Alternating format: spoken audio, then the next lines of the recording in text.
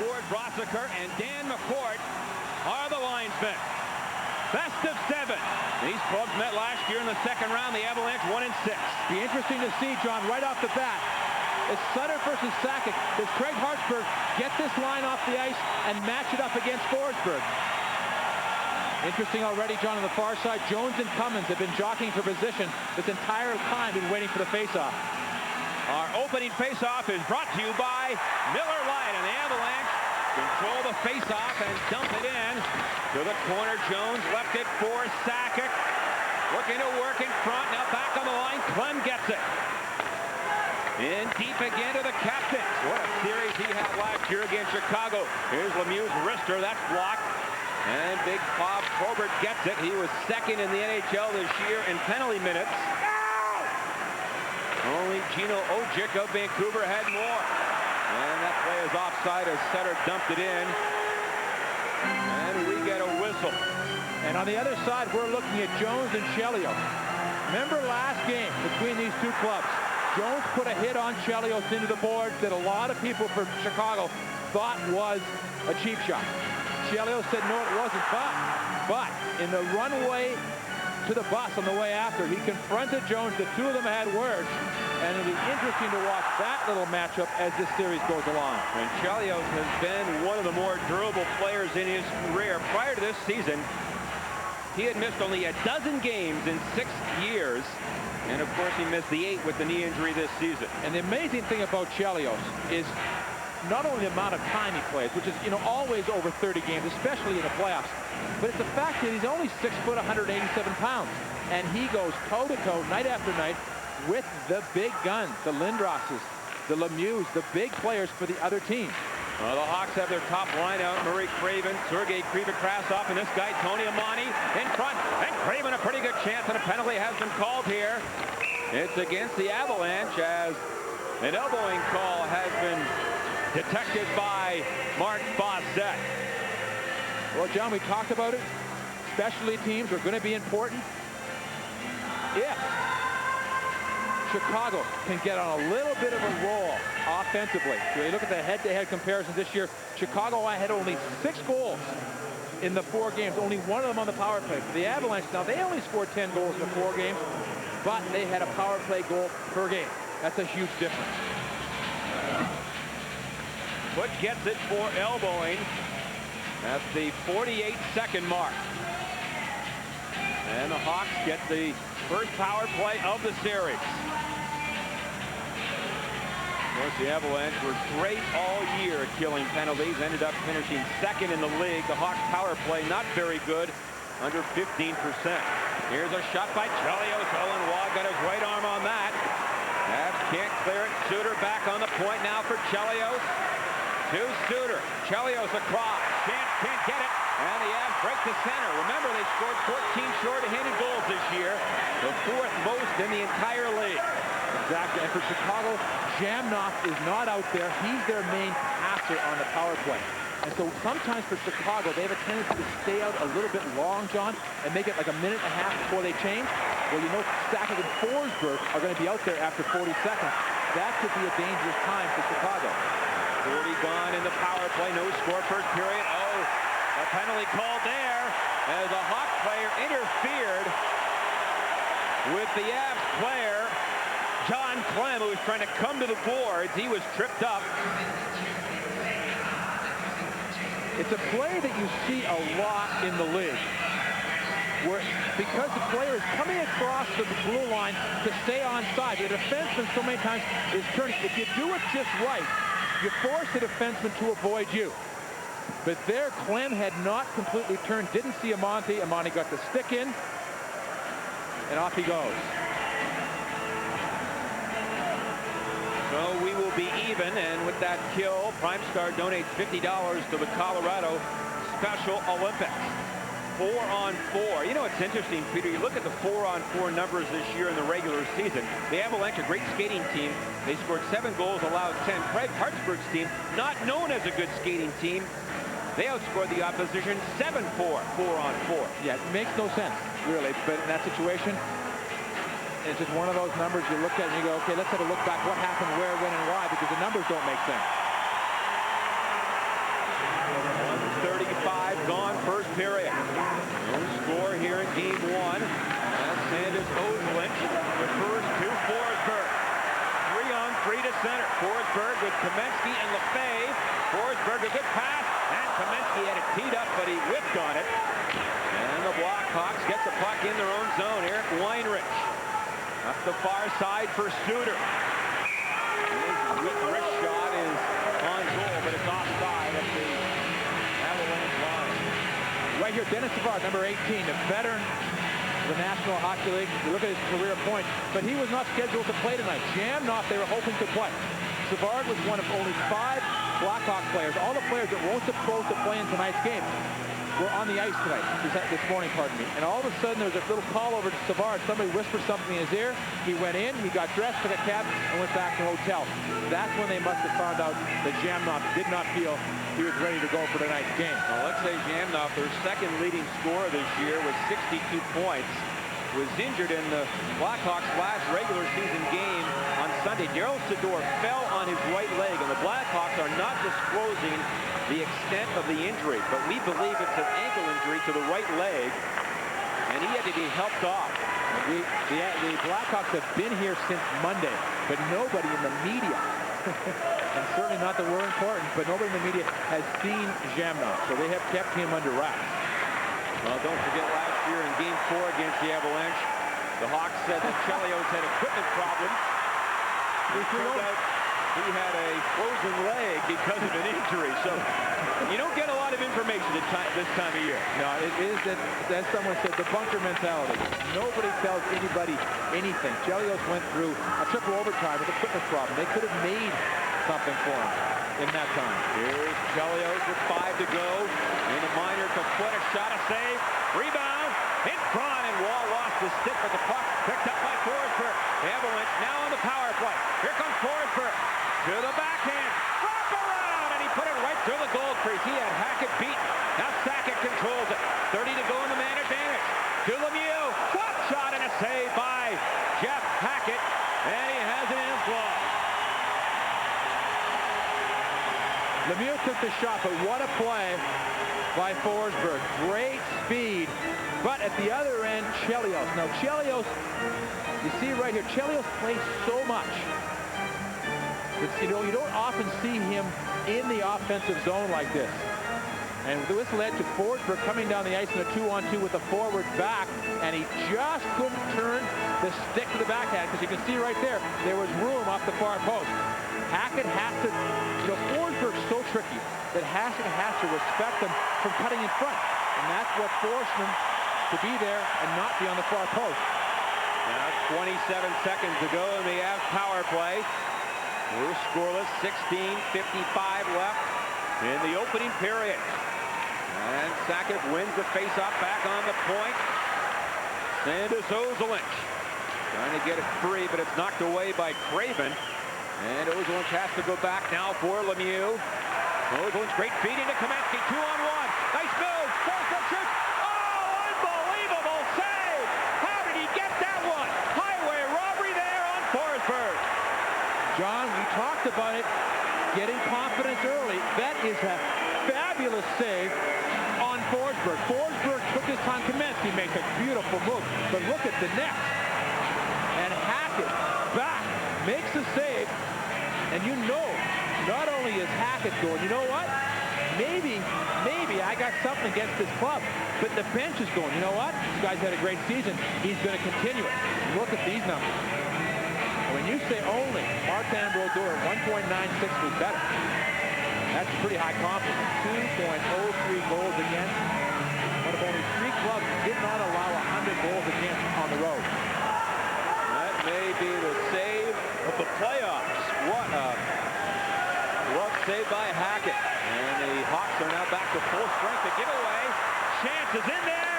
And a shot by Tucker Block came out and stopped Jeff Chance. Teams are back to full strength. No score. Now Lemieux with some time and some room. Clock shot and a save by Hackett. And the rebound controlled by Keith Carney. Played up the wing. And now Chance. They'll just dump it in. Hit Kamensky in the ankle. Morrow, the rookie, trying to get it in deep. He does. And Forsberg is back.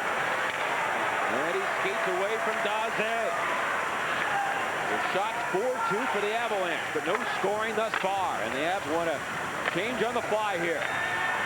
Weinrich now for Steve Smith. And Waugh will play it right to the Hawk player, but it's over the stick of Jim Cummins. And the Avalanche fan on it. Kucherov failed to clear it. Wrist shot right on, a save by Waugh with the pad on Dennis Savard. They were teammates a few years ago in Montreal. And he will hold on. Talk about consistency. This year, Jeff Hackett did not allow more than 4 goals in any game. That's one of those stats, John, you look at and you go, that can't be right. That just can't be right, because he played 42 games this season.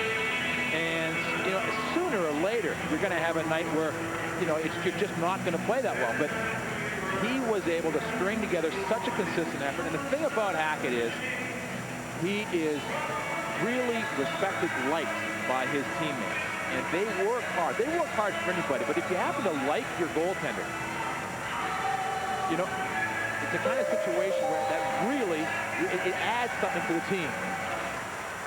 Now face-off Sutter against Sakic. And the puck lifted to center. Teams at full strength here. 15-10 to go, first period. Now Sutter in Detroit tonight. St. Louis a 2-0 lead. That's in the second period. Edmonton, Dallas now tied at 2. The Western Conference begins tonight. The East tomorrow. And St. Louis, Vernon started for Detroit. And can't you just see those fans in Detroit getting upset early with the choice of Vernon over Osgood? First of all, they say no octopi, and now they're on the short end of a score in the second period. And we were just handed a very interesting piece of information that I didn't notice, but you've not seen Adam Deadmarsh, I don't believe, yet in this hockey game, and we played 5 minutes. Well, there is Deadmarsh. He's been skating, wasn't hurt in the final regular season game. And we are 5 minutes and 9 seconds into the first period. You've got to wonder, Peter. Yeah, because, you know, they've had a chance to roll the line, and Forsberg's line, although Forsberg's line was out there for the power play and a 4-on-4, so maybe he just missed the first cycle. And the Blackhawks, Sergei Krivokrasov with Craven and Amani. Amani is a big scorer at 41 goals in the regular season. Now Krivokrasov, red shot and a pad save by Waugh as he kicked out the right leg. And the Avalanche fire the puck back to the neutral zone. Keith Carney, Ford, Chelios. They've been paired together for most of the last 2 years. Now Stefan Yell into the zone. Get the return feed, a shot. Rebound, they score! Mike Keane knocked it in, and the Avalanche lead it by 1.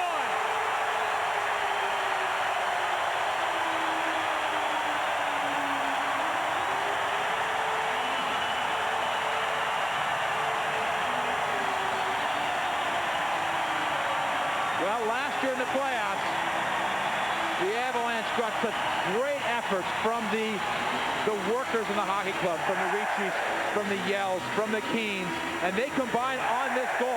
There was a nice pass originally from Ricci to Stefan Yell, who worked hard to get the shot on net. He didn't give up. You see, Carney has his hands tied up pretty well, but Yell does a good job to get the puck on net, and Keene just beat his man, Krivokrasov, to the puck.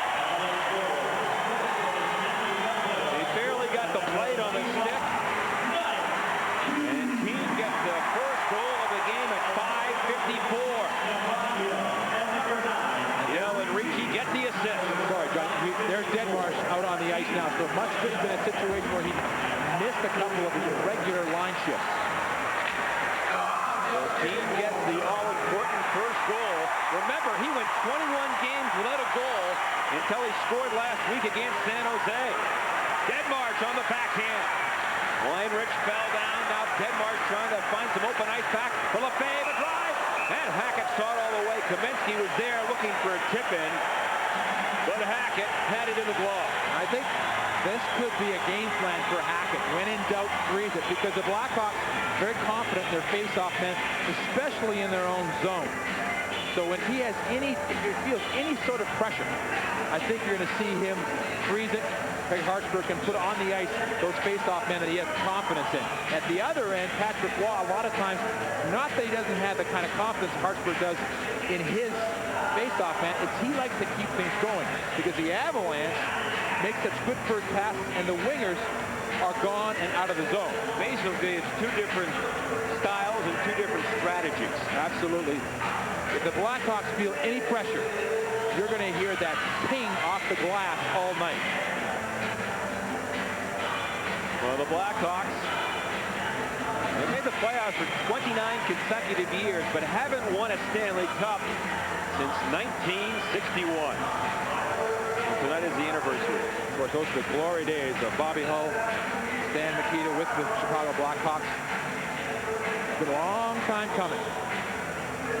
And you know, there's been a lot of criticism still in Chicago about the way Roenick, Nichols, Murphy were handled as far as not coming back to this club. You look at the streak. That's a very impressive streak. Boston Bruins streak ended at 29 this year. Now Chicago at 28. That's the longest in hockey. That goal again, Mike Keane from Yell and Ricci at 5:54. Keane doesn't get a lot of goals, but it seems every time he does score, it's a huge goal. Yeah, they've been big ones. He got the game tire in Florida when Joe Sakic won Game 3. He got, of course, that huge one, Game 1 last year in overtime in Detroit that gave the Avalanche such a boost in that series. 13:25 to play, first period. The Avs off the face-off. Sakic with Jones and Lemieux. Sakic dances in the corner, left it for Lemieux, back to Sakic. Hot shot, and he put that one high over the head of Hackett. And Bob Probert gets it out. Now for Sutter, into Cummins, to the corner, back in front. Probert was too closely checked by Clem, and the Avs were on the move again. Jones rips it in, and Hackett makes the save, and it's cleared down the edge. So in that last shift, Mark Crawford got the matchup he wanted, getting Forsberg away. John Van Beeswick for number 50. The man who's got some theater in it. Peter Forsberg was the Avalanche's leading scorer with 86 points. That was 11th overall in the league. This is Forsberg. Great feed to Young. Oh, it's got Young.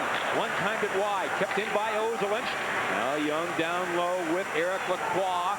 Got Enrico Ciccone for the Blackhawks. Up on the far wing for Ulf Dahlin. Slowed up by the Avalanche. Right back in. Ozolinsh to the middle. Makes a move. A drive and a save by Hackett with the right leg on the shifty Ozolinsh. And back to center. Here's Ozolinsh again. Stop at Forsberg. Carries in.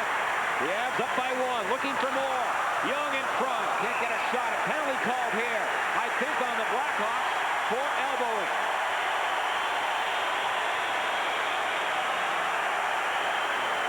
Well, this is where the Blackhawks, it's a control thing as best they can. They want to play very, very physical against the Avalanche.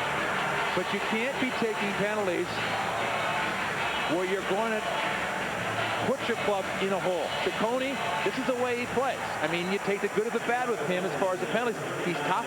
He's hard-nosed. He brings a lot to the table for his hockey club. But now if the Avalanche can take advantage of it, now all of a sudden he's got to have that long skate over the bench with his club down 2-0. And if anybody knows what uncontrolled anger can do to your hockey club, it should be the Blackhawks.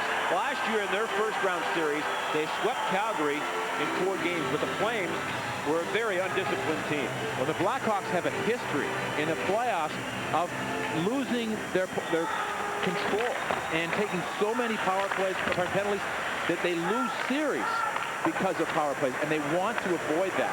But it's a fine line, because if you're not going to play real tough, the other team's not going to really be leery. Again, the Avalanche during the regular season had the 3rd best power play out of 26 teams. The Avs are 0 for 1 tonight, but lead the game 1-0. Deadmarsh to the corner, gets some help from Jones. Raven there for Chicago. Now Ricci working the board. Ricci shovels it back to Sakic, over to Ozolinsh. Good feed in front. Now Jones back on the line. Sakic, a wrist shot, and that's off something. Into the near corner, and cleared by Amani. Denmark knocked down, but no call. And the fans upset with that. Ozolinsh back at his own line. Here come the Avs with the man advantage. Lemieux. His shot was blocked by Weinrich and wristed over the boards by Steve Smith. And it'll halt to the proceedings here in Denver. Well, we're looking at the play where Denmark was pulled down. But John, when we're looking in this hockey game, there's Carney on Denmark right there. But that's the kind of series it's going to be, John. Chicago's going to play tough. The referee is not going to make all the calls. They can't see them all. They're not going to make them all. Let's check it downstairs with Drew Goodman. All right, thanks very much. Everybody knows about the Chris Chelios, Keith Jones incident. Keith Jones earlier in the year checked Chris Chelios. It ended up coming from behind. Chelios hurt his knee. Chelios afterwards said that he didn't think it was a cheap shot. However, tonight, Keith Jones already passed Chris Chelios during his timeout and kind of gave him a little bit of a nudge. He said, if I can get under his skin, I will. He's 10 times the player I am, but I'm going to get after him. Back upstairs. Avs on the power play, 55 to go. In the man advantage, Sakic in front. Oh, and Lemieux just missed the near post. Ozolinsh put it right on the goal crease area, but Hackett kicked it away. Now Sakic in front, a shot, they score! Sandis Ozolinsh, a power play goal! John, the three guns for the Avalanche are on. Ozolinsh, Sakic, and Forsberg.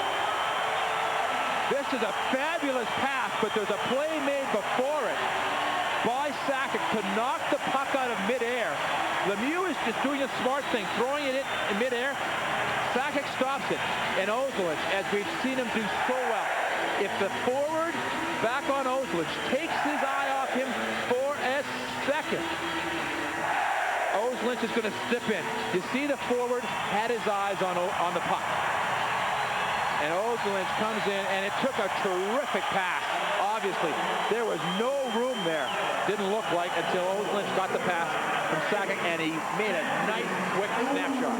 Last year, Ozolinsh led all defensemen in the playoffs with 5 goals and 19 points, and he scores his first playoff goal in this series from Sakic and Lemieux at 9:23. A power play goal, and the Avalanche have roared out to a 2-0 lead. Of course, the team's now back to full strength. Mike Keeney got the game's first goal. Will send a floater in, was knocked down from behind by Craven. And Hackett sets it up. Steve Smith up the board. Now, Peter Krasov's long pass for Amani. And the Avs go back. They will have Foot and Guzarov out most every time Amani's line is on the ice. Amani had 41 goals this season. He's their main offensive threat.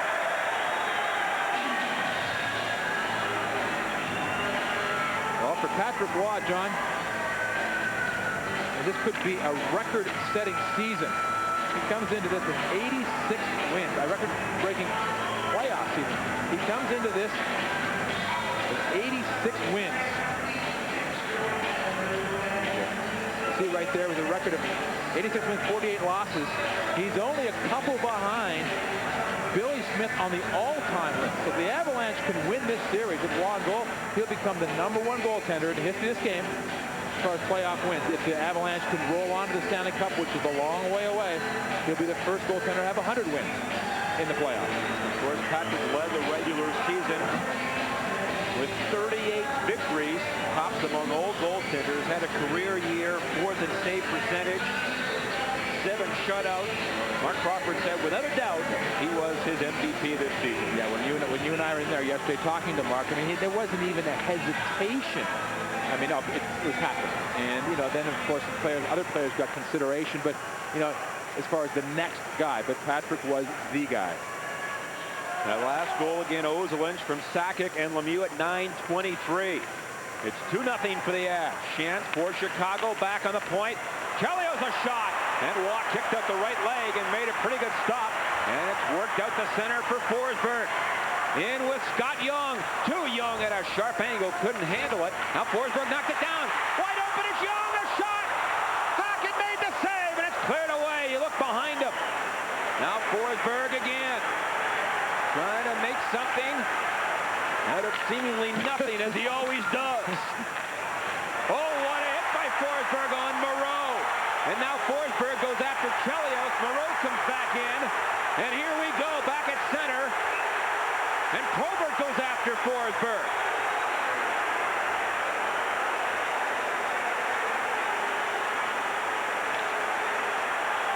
Now Ciccone is over there. He and Scott Young doing the tango. Peter, we expected this kind of stuff to happen, and Mark Crawford, believe me, he knew that he might see some of this. Oh, absolutely. And I'll tell you what he's pointing at is Probert coming off the bench. I mean, there's a lot of stuff going on. The Hawks do have 5 players on the ice, but you cannot make a change in the middle of an altercation. But Probert was coming on the ice. He was the guy, so it's not going to be a situation. But this is the start of how this series is going to be played.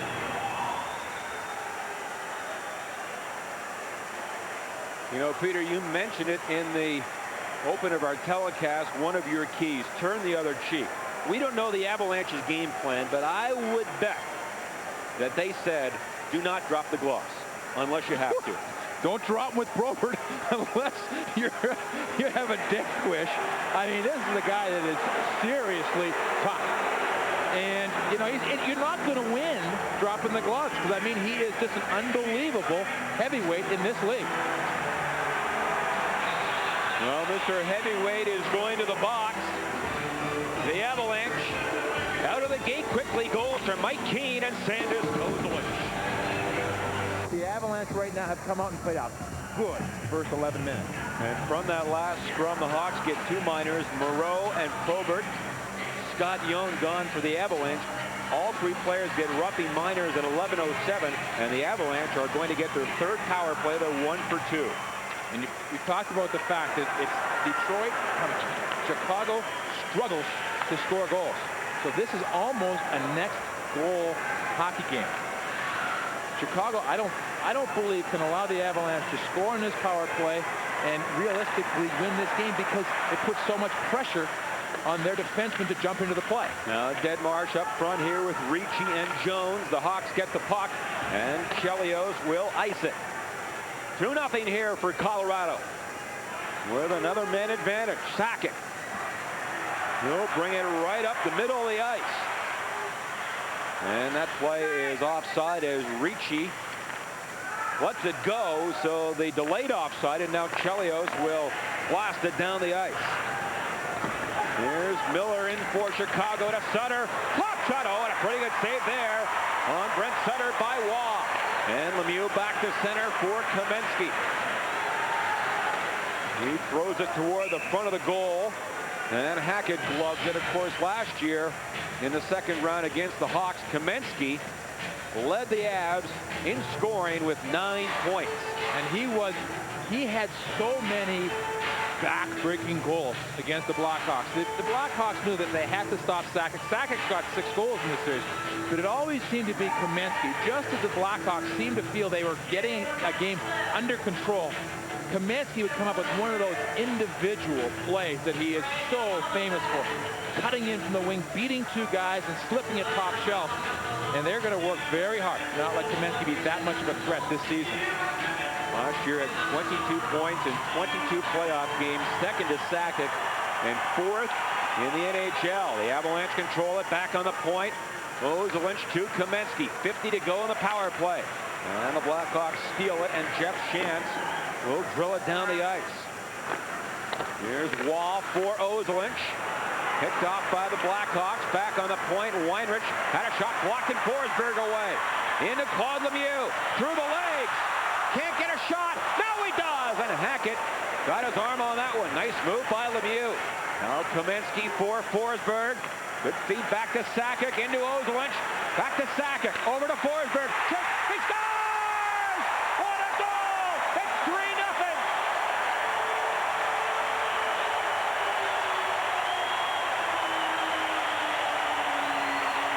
And they're going upstairs to see if Kamensky was in the crease. But what a fabulous passing play. I believe this will be Kaminsky's goal. I think you just said with his body language, I'm not sure. It will be on the right side of the screen. Kaminsky, number 13, is he in the crease? Is his foot in the blue? If it is, it looked like his heel was back there, but he lifted it up and may have lifted it out. We'll see if we have a better angle. But he has to lift it out. If it's inside the cone, if it's not on the ice and inside the cone of the blue, the overhead angle will be the only one that will show. Now watch. He's out. Yeah, he took it out. That's going to be a goal. That's going to be a goal for the Avalanche. It is a goal. Forsberg let it go, and I'm not sure if Kaminsky touched it. We were watching his foot and not his stick. I believe he did. You look at the Magic streak. Chicago has lost only 3 games all season. By 3 or more goals, the Avalanche have won 23 games by 3 or more. That's the fewest and the most in the National Hockey League. And for Chicago right now, it's settled down time. 7:12 remaining in this first period. The Avalanche have come out storming. They've got to calm things down. They've taken some penalties. It's cost them. They can't afford now to go running around, take any more if they want to stay in this game. Here's a shot by Sakic. That was tipped away. Corbet tried to walk in front. And the Blackhawks back to center. Denny Savard. Good feed in on the far wing. Now in front of Dahlin, but he couldn't knock it in. Initially, they have given the goal to Kaminsky. At 12:48, Forsberg will get the assist. And it's 3-0 for the Avalanche. Now LaCroix back of the goal. In the goal crease area. Quick shot by Corbet. And the Blackhawks work it out. Savard. He can't find an open man. Kaminsky did get the goal. And it's 3-0. Forsberg and Sakic with the assists. Well, if there was any concern about the Avalanche being rusty late in the year, those doubts have been erased. Absolutely. They come out strong. They're big guns. Sakic, Forsberg, Ozolinsh have been there. Kaminsky's got a goal. Wad's made a couple of big saves, although it has not been tested. But on the other side, John, it's been 2 power play goals, and the Blackhawks will not quit. That's one thing this club won't do. The Avalanche can't think it's 3-0, this is over. Here's Keane, a drop pass. Yellowhead is back toward the goal now, followed up by Adam Foote. A drive and a pass saved by Hackett through a screen, and Krivokrasov fires it to Tony Amani. He was bumped over there by Kucherov, and the puck stays out to the neutral zone area, and then Kucherov with Amani to the ice. And play goes on, no call, at least so far from Fawcett. Now Jeff Chance with some speed, trying to get a shot. Knocked off balance now for the rookie Morrow. Looking for the wraparound, and Patrick Waugh with a nice poke check there. 5:05 to go, first period. 3-0 for the Avalanche. And Kaminsky feathers one ahead to Forsberg. Denmarsh was in offside, so Forsberg waits at center and now sends an aerial in deep. And Chelios. Both clubs make some changes on the go. The shot's 14-9, favoring the Avalanche. Cleared by Lefebvre up the board. And Weinrich can't hold it in. Well, we expected Chicago to come out and play tough. They have, but they've taken 3 penalties, and the Avs have converted on 2. And the 2 penalties that were scored on, John, roughing penalties, where they got the elbow up. One Ciccone got the elbow up a little bit. The other one was Probert. So, you know, it's a game plan, and it hasn't worked in the first period, but I don't think they're going to slow it down as we go along in this game. There's a wrister. Right on. Dahlin let it go, and Patrick Waugh had a short side covered and caught it. Well, the Avalanche have caught fire here in the first period of game. And Colorado and Chicago met, but in the second round. No first-round matchups are the same. Of course, the Avalanche knocked off the Canucks last year in the first round, while the Hawks disposed of Calgary in 4. Here's a 3-0 Avalanche lead. 3:50 left in the opening period. Murray Craven trying to find the loose puck. Back for Carney, the last man. Mike Keane checked him. And Carney recovered. And Savard will drop it back in his own zone. And the Avalanche make a quick change. Now Steve Smith for Craven. Tipped in on Waugh. Sylvain Lefebvre turns now for Young to Forsberg. Great pass to center. Here's Lacroix for Young. Around the boards it goes, and the captain Chelios gets it out. And again dumped into the zone. Waugh fanned on it. Now up the wing, kept in by Daze, but not for long. And Aaron Miller, he led all rookies this year in plus minus. He was plus 15, and that was third best on the entire Avalanche Hockey Club. What a season for Aaron Miller. Under 3 to play first period. Now Young into the zone for Jones, stops. And a backhander through his legs to the corner. Forsberg, a big hit on Shantz. Jones is there, but now Shantz in front of his own goal. And he calmly will lob one to the Avalanche line. Jones again. Trying to wrist it in deep. Lemieux picks it up. Back of the goal. Sakic tied up by Cummins. Probert, and he'll shoot it back behind his goal to Chelios. Here's Probert again.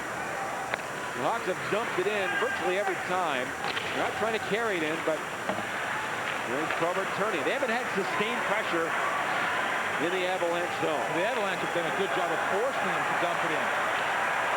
They've been standing up. There's been someone back defensively as far as one of the forwards.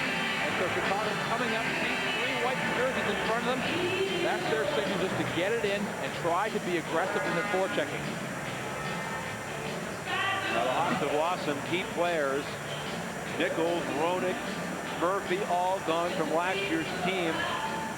Jamnoff, of course, was picked up in the trade for Roenick, but Jamnoff is not in this game.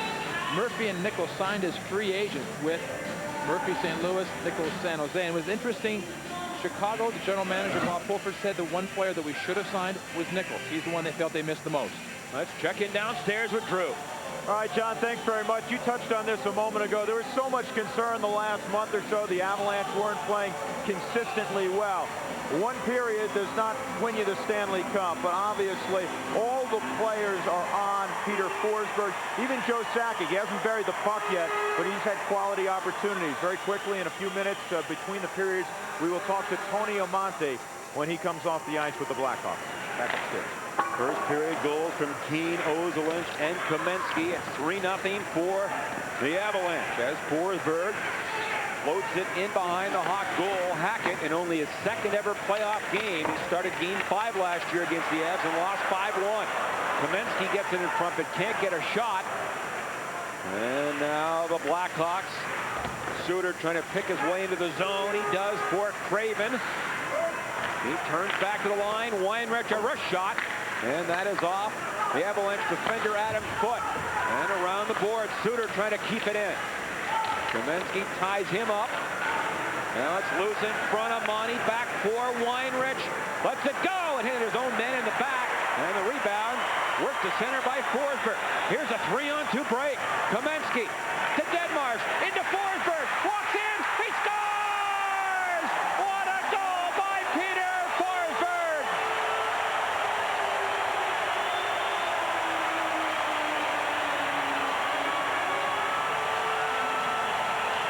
Well, the Blackhawks were being aggressive with their forecheck. And that led to a 3-on-2 break. But what a sensational play by Kamensky first.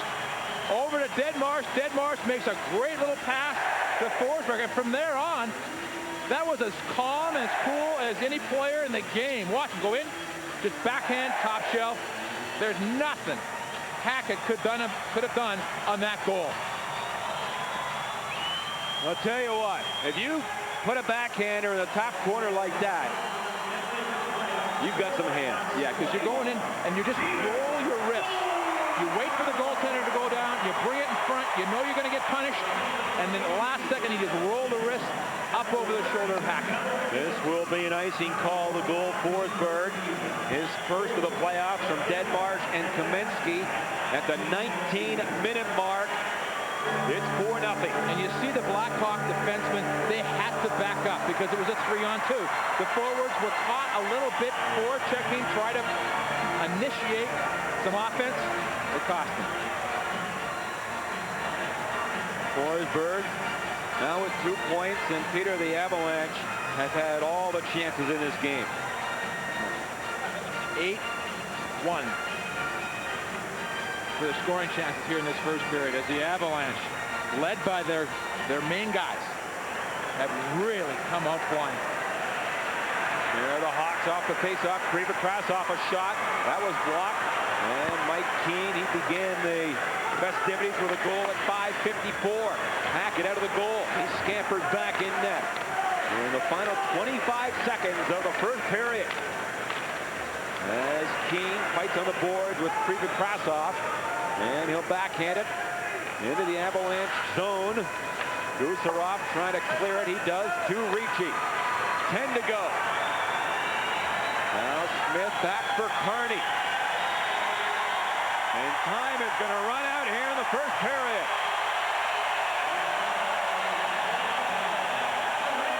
This line can forecheck, but they did not get their forechecking game going in the opening 20 minutes. Sutter on his knees. Back to Chelios. A shot. And that's knocked down in front. And it's under the Avalanche player at the edge of the goal crease. John Clem played goaltender. That's what the Blackhawks wanted to do, keep the puck down low, create some traffic. Let's check in downstairs with Drew Goodman. John, in between periods, we were outside the Blackhawks locker room. We were going to talk to Tony Amonte. Obviously, that was canceled. Chris Chelios, the captain, an expletive-laced tirade that lasted at least 5 minutes, getting after his teammates, saying you need more heart, you need more guts. He said if you go to the box, make sure you bring somebody with you. And that was the light stuff. Back upstairs. That was the printable stuff. You know, that's where your leaders come into play. Craig Hartsburg probably didn't have to go in the locker room between the first and second period, because you got a guy like Chelios, and it's always better when the club can pull itself out by themselves. Well, we have just been informed that the third goal is Kamensky's goal. So Kamensky, Forsberg, Ozolinsh, and Keane have scored for the Avalanche. In the first minute of the second period, Craven gets it back. Here's Steve Smith. A drive right on, a save by Waugh. And the rebound to the corner. Armani now working the boards, but Ricci shovels it out for Keane. Yell darts in and fires it behind Hackett. He tries to play it. Yell knocked it down. Centers one, and Hackett got back in goal in the nick of time. Now Armani into Krivokrasov. Fresh shot and a save by Waugh. Of course, Krivokrasov scored an overtime goal last year against the Avalanche in Game 3. And Gusarov feeds it down the ice. And this will be an icing call as the veteran Craven touches up. Well, what's the record for points in one period? You should know this one, Mr. McNabb. A bunch of other guys involved. We were in Buffalo one night. It was one of those nights. It wasn't like a Peter Forsberg night, believe me. He touched the puck 4 times and had 4 points. I was just, you know, you don't do stuff like this guy does. That's what's so amazing. You're lucky enough to play in this league at a certain level, and you know that you're not playing the same game. It's like Tiger Woods in golf. I mean, you may think you're out golfing, but you ain't playing the same thing Tiger Woods is. I mean, and you weren't out there many nights playing the same thing that Forsberg's playing. Shot by Chelios is high and wide. Hackett tried to bring it in. He was slowed up. Now Jeff Shantz for Chicago. Picked off at center by the captain. Sakic back in. A drive and a save by Hackett. Rebound! And Sakic was stopped by Hackett. And he made 2 pretty good saves on Jumpin' Joe. And that's a very good sign for the Avalanche. The Avalanche do not want to get into a situation where they shut the offense down. That can be so dangerous. I mean, there's 40 minutes to go at the start of the period. Now 38 minutes to go in this hockey game. And if you shut the offense down and suddenly the Blackhawks, you know, somebody cuts somebody and they get a double minor, they get a couple power play goals, and you have to turn it on again. That's very difficult. You want to be conservative, but not to the point where you stop attacking the net. I wonder if Mark Crawford told his club between periods one period does not make a series. It doesn't make a game. It doesn't make a series, and it certainly doesn't make a Stanley Cup run. But for the Avalanche, it's got to be a confidence booster in the idea if there's any doubts at all in that dressing room, they're gone. And they now have a period when they work hard and they do the things together that they're told to do. Those are the results. Let's go downstairs to Drew.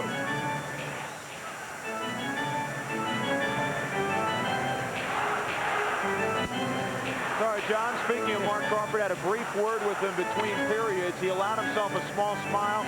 He said to me, "Not bad, huh?" I said, "No, not bad." He said, "We'll take 2 more periods like that." Back upstairs. Peter, that first period reminded me of the game in Montreal on March 5th when the Avs won 7-3.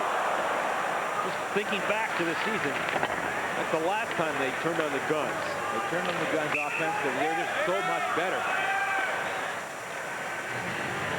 And that play is called back. And it was interesting. They also had a mission that night in Montreal. The mission was to win the game for Patrick Waugh. The mission was to go into Montreal and play great. And they did it. Tonight, they have played well. Well, 3 other games in the NHL tonight on the opening night of the playoffs. All Western Conference games tonight. The Eastern Conference commences tomorrow. St. Louis behind Grant Fuhr with a 2-0 lead in the third. In the third, that's the key. Now that you know St. Louis will start shutting down defensively and making it tough for Detroit. That place is going to be a tomb if that score continues. I think Joel Quenneville knows how to beat the Red Wings. The last 2 times in. Obviously, he was part of this club last year when they won 4-2 in the series. But the last 2 times St. Louis was in Detroit, they tied and won important games that they needed the points to get in the playoffs. It's 4-0 here for the Avalanche as we approach the 3-minute mark in the second period. And that play is offside as Ozolinsh worked it in. Well, we told you last year the big guns had a great playoff run, and tonight the big guns are on their game. The 6 leading scorers from last year's Stanley Cup champs all had points in that first period. Sakic, Forsberg, Kamensky, Ozolinsh, Mike Ricci, and Adam Deadmarsh. And, you know, there's good diversity there. You've got guys from the Sakic line, Forsberg line, and Yell line all involved in points. So it's spread out the 4 goals. It wasn't just one guy dominating a period. Although Forsberg did a pretty good job. 4-0 for the Avalanche. As the Hawks, Craven on the face-off. Ricci got it. Now Forsberg, far side. 1 down by Smith. Good open ice hit by Steve Smith. And the Hawks, Craven, but Forsberg got over there and stole it. Here's a 3-on-2 break, led by Forsberg. Here he comes, gets some time, and the shot off Ricci and behind the net. And now Hackett will reach back and hang on. A great start. Go back to Forsberg, but now the Avs will be down a man. Forsberg very easily could have had a 4-goal period. He had the wraparound where it looked like he had Hackett beat, and then Hackett made the save of the night. And maybe that could last as the save of the playoffs on Forsberg, and Forsberg still had the 2 goals. Looking to Deadmarsh at 3:36. And Chicago with its second power play opportunity. You talk about practice. Yesterday, the Avalanche worked out at 4 o'clock in the afternoon. That's unusual because during the regular season, on an off day, they'll practice 10 or 11 in the morning. But in the playoffs, they like to practice at 4 o'clock. They had a crisp practice, quick practice. They were off the ice precisely at 4:45. 45-minute practice, that's all. Mark Crawford came on the ice. There was no chitter-chat. He was right to business. He said, "Gentlemen, let's go this way." They went around. They did their normal skate. They stretched. They practiced. And Mark was gone. And you said on Monday in practice that Mark Crawford may have made the best play of anybody in practice. He made a 60-foot aerial from his position to Adam Deadmarsh, set him in on a breakaway on a drill that had everybody's jaw dropped. Power play here for Chicago. Their second of the night. They're down by 4.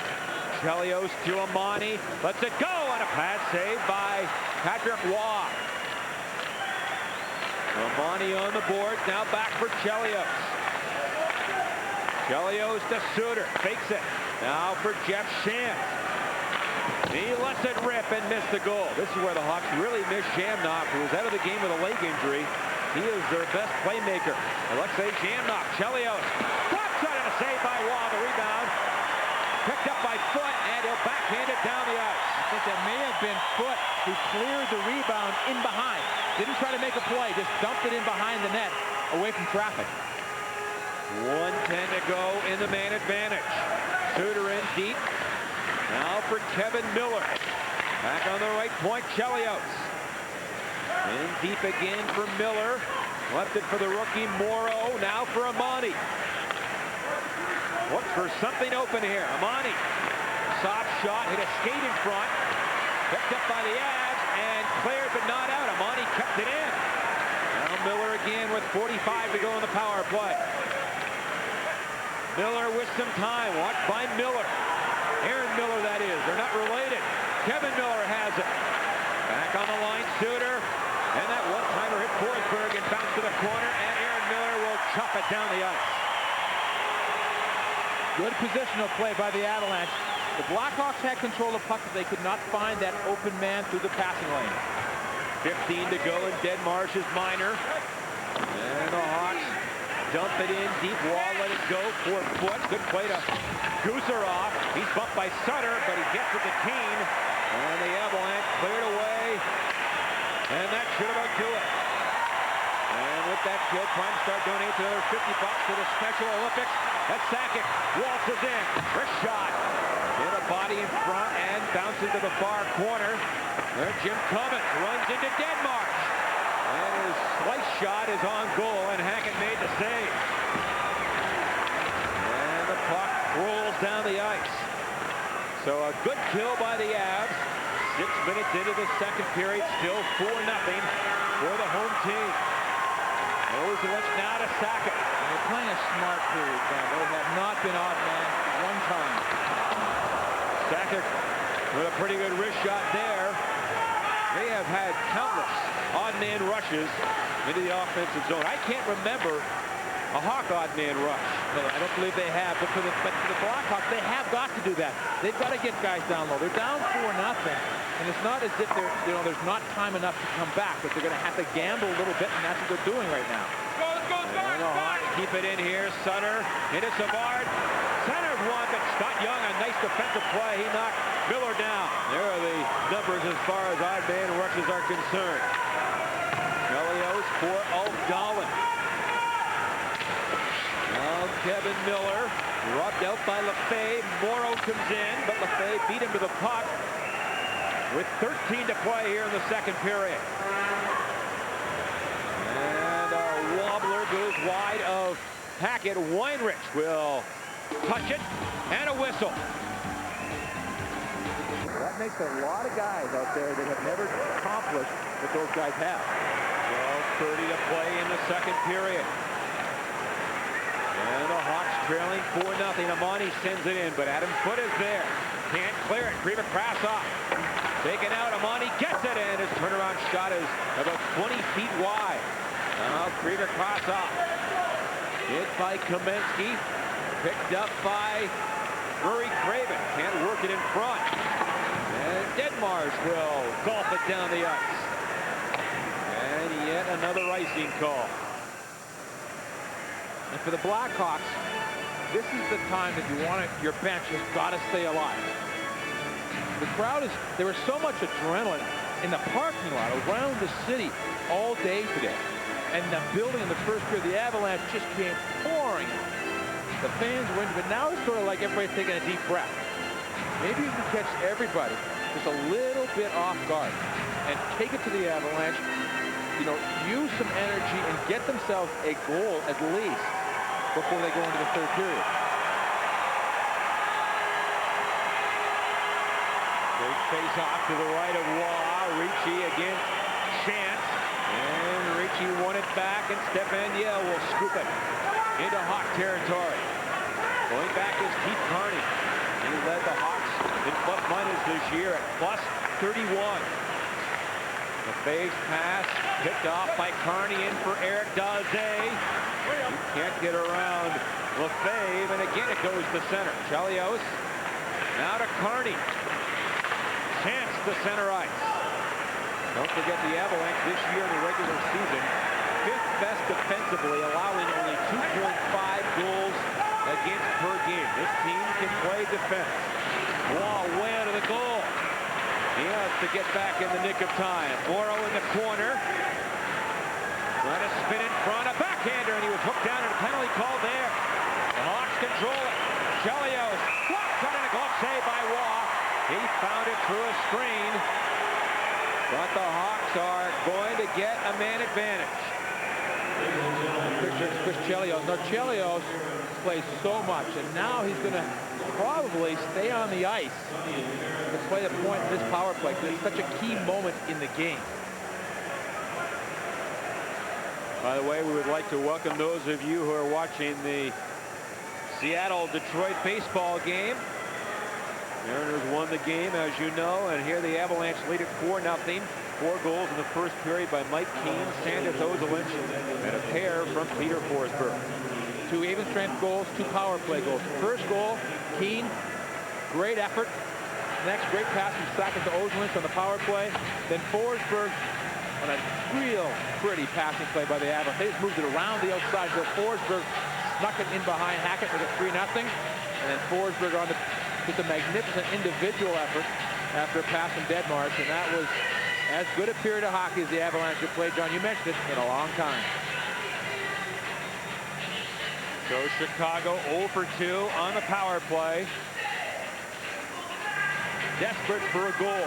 Craven will take the face-off against Sakic. Sakic wins it. And fired up the near boards by Kucherov and down the ice. Again, Suter and Chelios, the point men.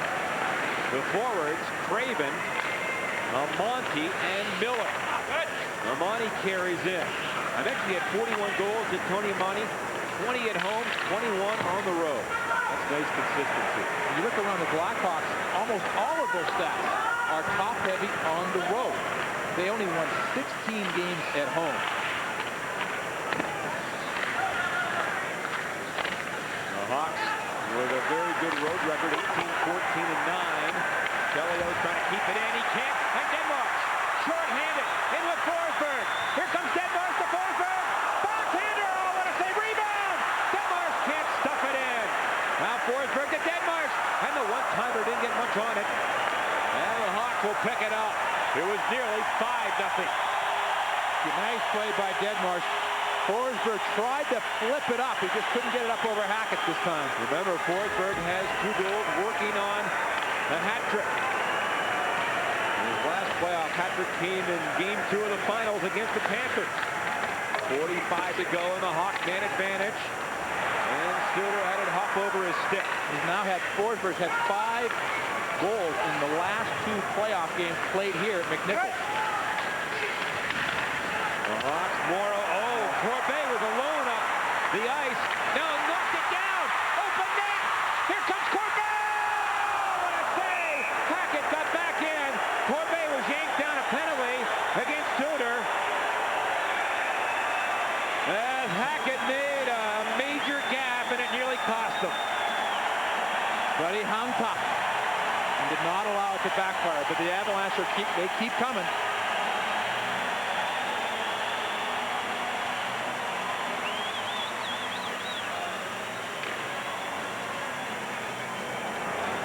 Here's Deadmarsh and Forsberg killing the penalty.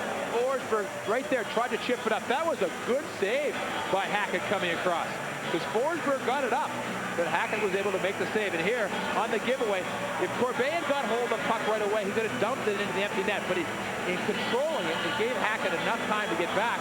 And again, Hackett with the good save. See, Hackett, that is just scramble time. But John, you know, you look at it, you see how well, give Hackett credit. He didn't just come flopping back. He came back, grabbed his position, his square position, and was able to make the save. He got it with his stick, made a nice save, but he was back there. Meanwhile, Suter a cross-checking minor at 10:30 the Avalanche 2 of 3 on the power play. Looks to expand their 4-0 lead. 9:30 left here in the second. Lefebvre still has 18 to go in his minor, so the Avalanche have killed that. And of course, Prime Star, every time they kill a penalty, donates $50 to the Colorado Special Olympics. Peter, we mentioned it a few times. Hackett, only one playoff game in his young career. Is that a factor? You know, you have to think it is, because it's a learning process. And this will be it's not only his second start, but it's the first time he goes in knowing he's the man. And he's going to face the Avalanche, hopefully win a series. And it is a different mindset when you're that #1 guy. So a brief 4-on-4 here. And the Avalanche will get the power play. Sutter carries it in. First shot hits the leg of Clem. And now Ozolin's back in the corner. Fort Clem. On to Ricci. Lefebvre is back on. So the power play begins for the Avalanche. They scored 2 tonight. Ozolin beats a man at the line. Walks in, and the shot was wide on the short side. Kept in second. Into Ozolin. Across the goal crease. Oh, Young was there. Now Jones picks it up. He led the Avs with 14 power play goals in the regular season. Now to Ricci. Back in front on the one-timer. And Jones was stopped by Hackett. And the rebound cleared down the ice. Hey, it's 3 saves in the last 3 minutes for Hackett. He is keeping Chicago with some chance in this hockey game. And he made a couple of miracle stops in the first period.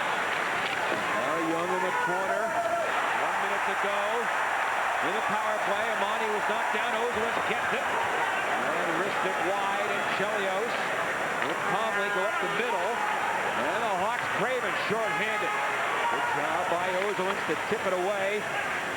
And the man they call Ozo back for the Avalanche. He's picked up a goal and 1 assist tonight. Sakic ties up his man. Chelios trying to clear it. And he does around the glass and down the ice. You see the great confidence the Avalanche had in Patrick Roy's puck handling ability. No one hustles back to give Patrick Roy any help. They go to positions where Patrick Roy can move the puck to them. Forsberg picks his way into the zone. Now for Lemieux. Sharp angle shot through the crease. Now Forsberg again. A dozen seconds to go in the power play. For Kamensky. In front. Lost it. Hackett is down. And the puck is under the Hawk goaltender. And then Chelios and Lemieux renew their feud. Now Smith and Kamensky had a little battle going. Smith gave Kamensky a little cross check. Kamensky sort of faked like a little shot. But here's where Kamensky is so good. The spins, the cuts.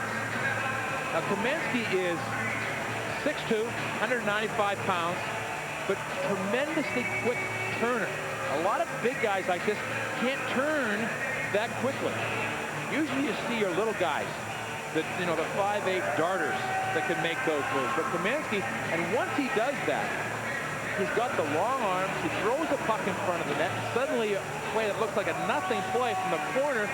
There's Kamensky on the forehand right in front of the goaltender.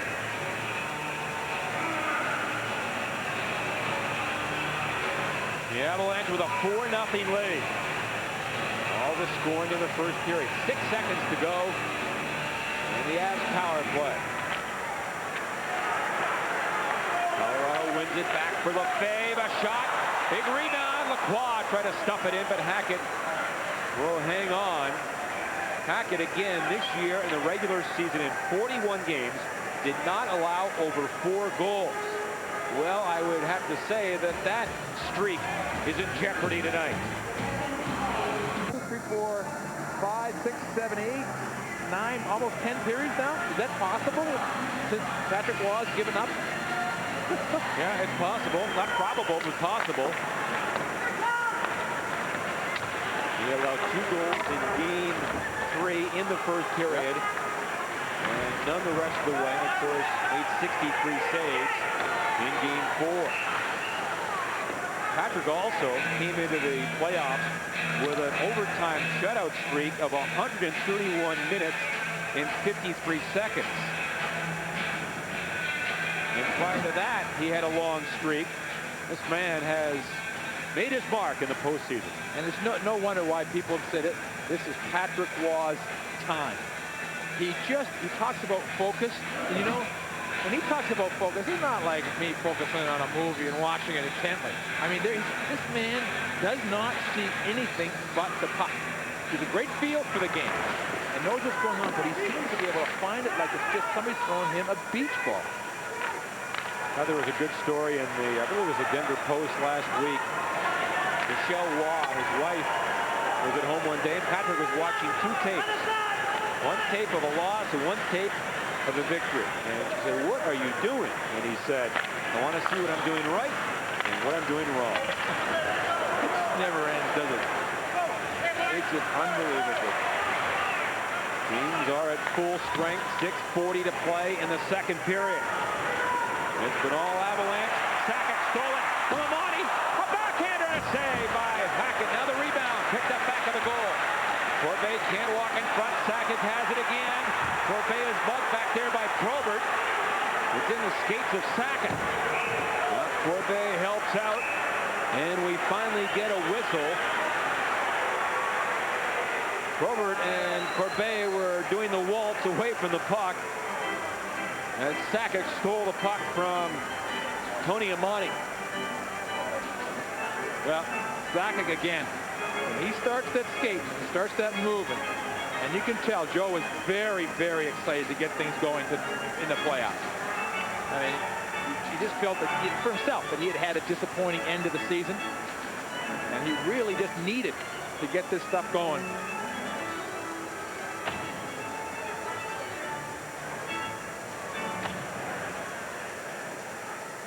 I think Probert got the fist up in Corbett, the left hand, and then the face wash. But no penalties called. 6:19 to play, second period. Well, you know that we talked about the Blackhawks are not going to quit. This is going to be a long series. They are going to play tough and be tough the whole way. Off the face-off, Ricci on the boards for Mike Keane. He was pulled down by Craven, but Fawcett looks the other way. Now Ricci on the boards, had his pocket picked by Probert. And it's brought in by Craven. That's offside. And yet another whistle. Again, the Blackhawks this year were one of 4 teams to have more road victories than home wins. Well, I have unofficially figured it out. You look at the Blackhawks, and that's why they were comfortable here starting. They played 2 games here in Denver. They were in since Monday. They had their last game in Dallas, and they had a couple of good practices, and they felt that they go and play hard against the Avalanche. Those 2 power play goals really took a toll on them in the first period. And the Blackhawks in their final 2 regular season games scored 12 goals. Amani tried to jam it in, but Waugh made the save, and now in the corner, here we go. Probert was right after Adam Foote. Dropped the gloves. As Probert, he just mugged Foote from behind and threw a couple of punches. Well, the Avalanche did what they needed to do. They hung together. They went right after everybody. Probert now yelling at Patrick Waugh, and everybody got involved. This will be interesting to see how it's sorted out, because Foote was backing up when Probert went after him, and then everybody came across. When Probert is on the ice, a word to the wise, keep your head up. He is capable of anything at any time. One time in the minor leagues, when a game was out of hand, Probert, for no apparent reason, ran the opposing goalie from center ice, knocked him out of the series, and his team won. Well, you know, it just... There's everyone getting involved, everybody grabbing something. That's what you got to do when it gets wacko like that. Grab somebody quick. Don't let them get in odd man the situation. The referees, the linesmen, always do a good job of getting in, getting involved, and finding the main combatants. Mojic is the only man who spent more time in the box. The Hawks, as a team, the 3rd most penalized team, 21.5 minutes. Peter, they've been in the top 5 penalty minutes in the last 9 years. You said it earlier. They're a perennial tough team or dirty team or undisciplined team, whatever you want to call it. Aggressive team. Okay, aggressive. We'll be nice. But John, my math is not always right, but I believe now Patrick Law has gone 187 minutes and 24 seconds without allowing a playoff goal, which goes back to Game 3, first period of the 11-minute mark.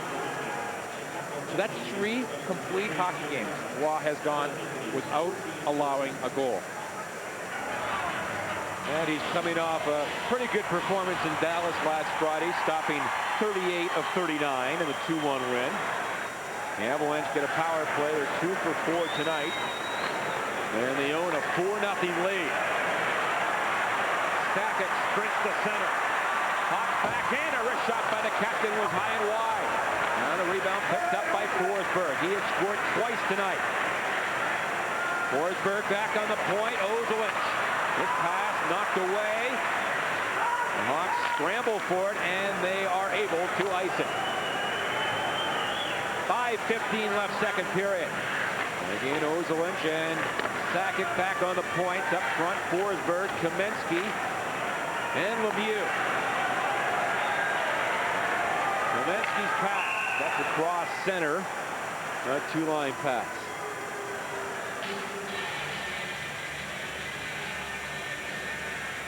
Yeah, I was going to say, by the way, Probert got an elbowing minor, a roughing minor, and Foote got a roughing penalty. It's going to be an angry Chicago Blackhawks dressing room as this game, if it remains 4-0 going into the third period.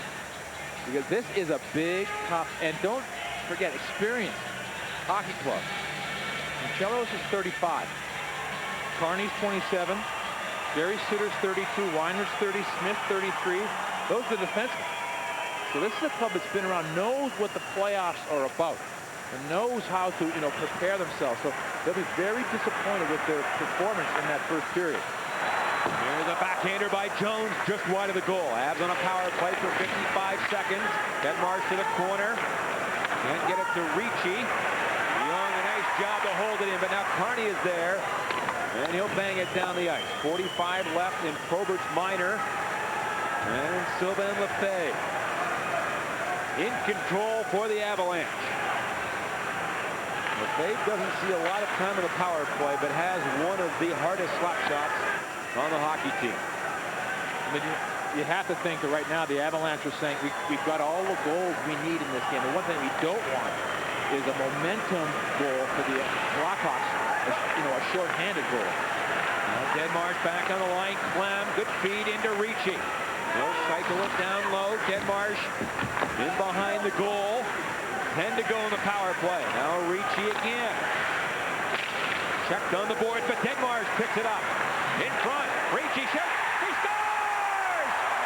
Ricci has scored. It's 5-0.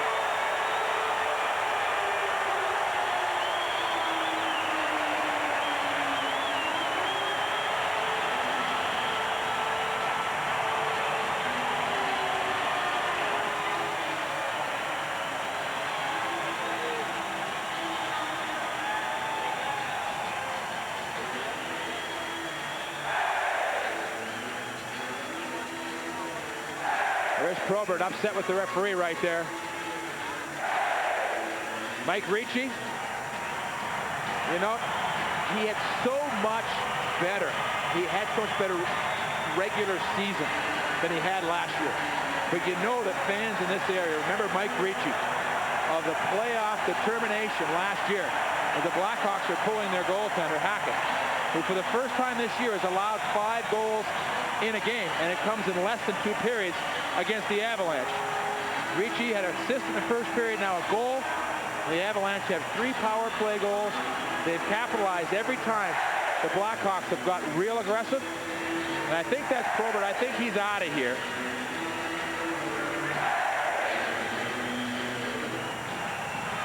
For the first time this year, he's been burned for 5. That goal came a second after the minor to Probert had expired. And Terreri, the ex-Shark, comes in. So then it's not a power play goal. It's an even strength goal, but it comes on the heels of, obviously, the penalty. So Ricci gets the goal from Jones and Deadmarsh at 16-14.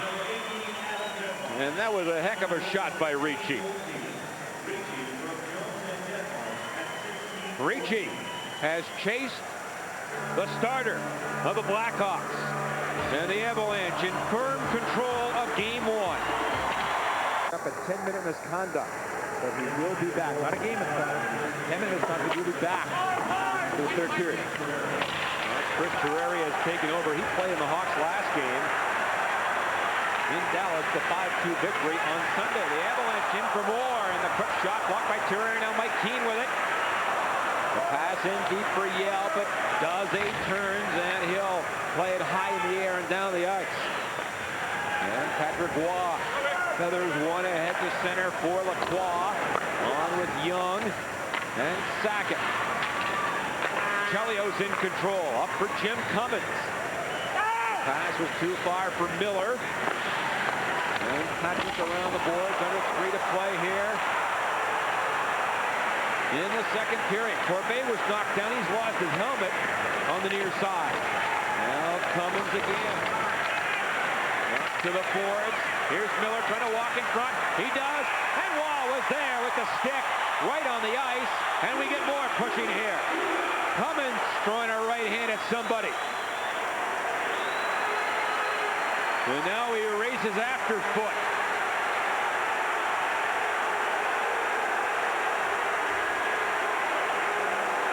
I wonder if that's on the heels of the Probert foot confrontation. Absolutely. I mean, Cummins came across. Cummins came across and hit Corbett. Then he went in, knocked down, foot. I mean, they're a tough hockey club. And the Avalanche are doing what they need to do in this situation. Every time there's anything going on, there's guys right there involved. Sutter throwing right hands over a pile. In case you're wondering, Brent Severin was a healthy scratch tonight, along with Eric Messier and Yves Saroux. The Hawks are without Michael Secor, Cam Russell, and Jamnoff is hurt.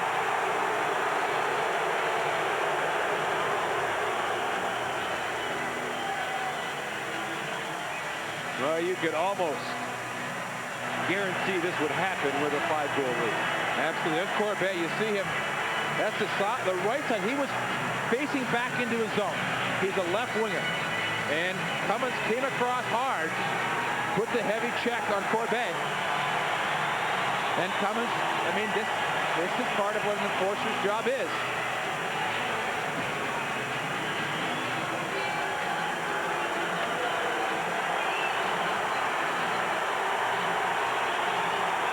Gusarov was in the middle of things for the Avalanche. 2:27 to play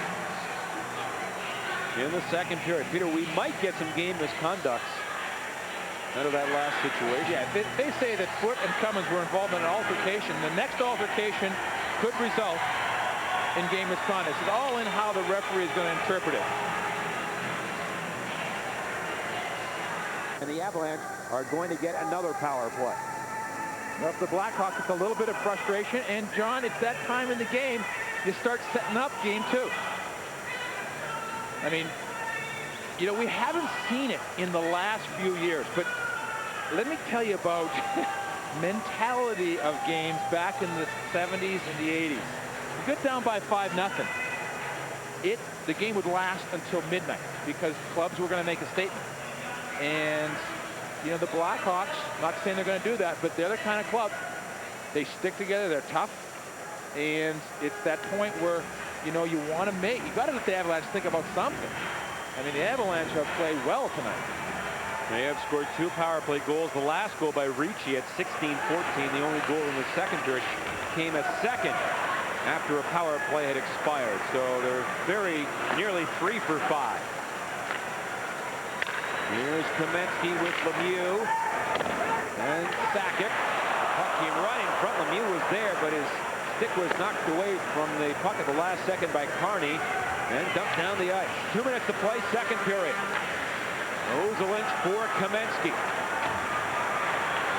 Up the middle now, gloved in by Lemieux. Touched by a Hawk player, so play continues. Forsberg with a pair of goals in the game. Wide open in front. Kamensky, a backhander! And Terreri made the save. Oh, what a stop there. I thought Kamensky was going to make it 6-0. Now the Hawks short-handed. Daze backhander.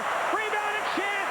Fired wide with Patrick Waugh down. That may have been the Blackhawks' best chance in the game. And that's what they would like to do. They'd like to break this shutout here in this period, going to something from the second. Kamensky off the boards for Peter Forsberg. Down low, Sakic in front. AVALANCHE shot, didn't get much on it. Now Sakic in the corner to Kamensky. 40 to go in the man advantage. And Chelios is there to knock it down the ice. And the Hawks make a change on the go, a minute to go in the second period.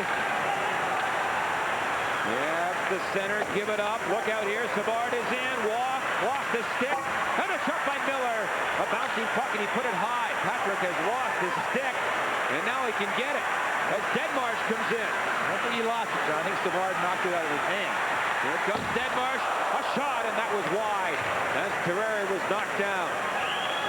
And late on the power play, it comes back to Lefay. He'll drive it wide. The Hawks back to full strength with 20 to go in the second period. A 5-0 Avalanche lead. Here comes Cummins to the corner. Waugh wristed on the boards. Tony Amani there. The Hawks leading goal scorer. And it comes in front, but Ricci is in the right spot. And that should about do it. Suter and Ricci. Now to Chelios. Suter again. Lets it go. Hit traffic in front. Daze a backhander blocked. And Mike Keane trying to kick it outside the zone. And Foot does bounce one back to center. Again, the Blackhawks in the regular season only 1 of 15 on the power play in 4 games against Colorado. Chelios, stick handles in there. Back on the line for Tony Amani. A shot. Hit something in front. Loose puck. And grabbed by Forsberg. He scored a couple tonight. He'll slow it down. Now Miller. And he puts it too high. Peter, we also understand, and this is an unconfirmed report, that Craig Hartsburg, the Blackhawk coach, went after the officials after the second period and apparently did some damage to a door downstairs, and some of the finest from Denver Police Department stepped in, but again, that's an unconfirmed report that Hartsburg lost it after the second period. Well, you know, the playoffs, I mean, and John, we're starting game 1 of the playoffs. So, you know, it just changes. You know, people try to describe what happens, you know, and I was fortunate enough to be involved in that phenomena of seeing a team whole mental framework just absolutely change with the start of the playoffs. There is an intensity that just overcomes everyone. Everything becomes focused on the game. Every shift, every play, you concentrate so hard that by the time it's over, you're just exhausted, but you don't realize it while you're in it. You're not doing it for the money. Last year, the Avalanche win the cup, and each player got around $75,000, and you have a potential of 28 games. That's about a third of a regular season. The average salary is, what, $1 million? $1 million. That should be $330,000 if you prorate it for the regular season. They don't do it for the money. No, and it is that, we saw it last year here. It is that feeling of the continual playing of each important game until finally, I mean, you're it. You're the champion. Now the Hawks on the power play. Morrow put it right in front. Loose puck side of the goal. Miller swatted at it, but he fanned on it. 15 to go in the power play. Suter, good pass in front. Craven a shot. And that was blocked by Foot. And cleared by Lefebvre up the middle, not out. The Hawks keep it in. Here comes Miller. Check. And a puck fired away. And the Avalanche have killed it off again. Crime Star donates another $50 to the Colorado Special Olympics. The Hawks are now 0 for 4 and down 5-0 in the game. To the corner, Jones. Now for Sakic, trying to get away from his check. Savard. Lemieux, good pass for Keith Jones. Fires one on goal. Rebound to Sakic. Side of the goal to Lemieux, and he was too closely checked. Sakic back of the net. Near the line. Hunt pitches in. But Sergei Krivokrasov will bang it down the ice. Here come the Avs again. Sakic. Nice pass into the zone. But the Hawks are there, and Krivokrasov up the middle. The late offside here as Savard picks it up. Close to 3 minutes gone, third period. And the Hawks just dump it in and go off on a line change. As Miller, remember, Prover picked up a 10-minute misconduct with about 3 minutes to go in that second period. So he'll be gone for roughly the first 7 minutes of this third period. Now Forsberg trying to make a play. In front. Rebound to Kamensky. Oh, and what a save there by Terreri. First Denmark was stopped. And then Kamensky. Here's Amani. Dropped out in the corner by Foot. Of course, Foot put him out of the playoffs last year with a dislocated kneecap. Now the Avalanche looking for more. Backhander by Lefebvre, and Terreri went down but got a shoulder on it. Sylvain Lefebvre down there. Not very often you see number 2. I thought it was Forsberg. Coming out of the corner, going to the backhand. Great play by Lefebvre. Now picked off by Ciccone. His shot blocked by Young. And the Avalanche on the attack. Sakic with some room, drops it back. And the late man missed it, and Morrow now for Chicago. He fumbles the puck near the Avs line. 15:45 to go, third period. Sakic darts in. Left it for John Clem. Here's Clem on the boards to the corner. Lacroix can't knock it down. And Jim Cummins near the line. And it does come to center, and then Cummins knocked down Lacroix. Punched him, and he might get a penalty. They punched him in the side of the head.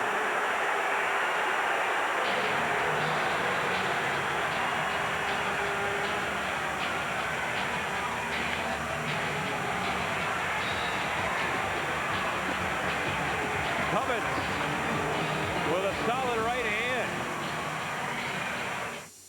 People in different ways.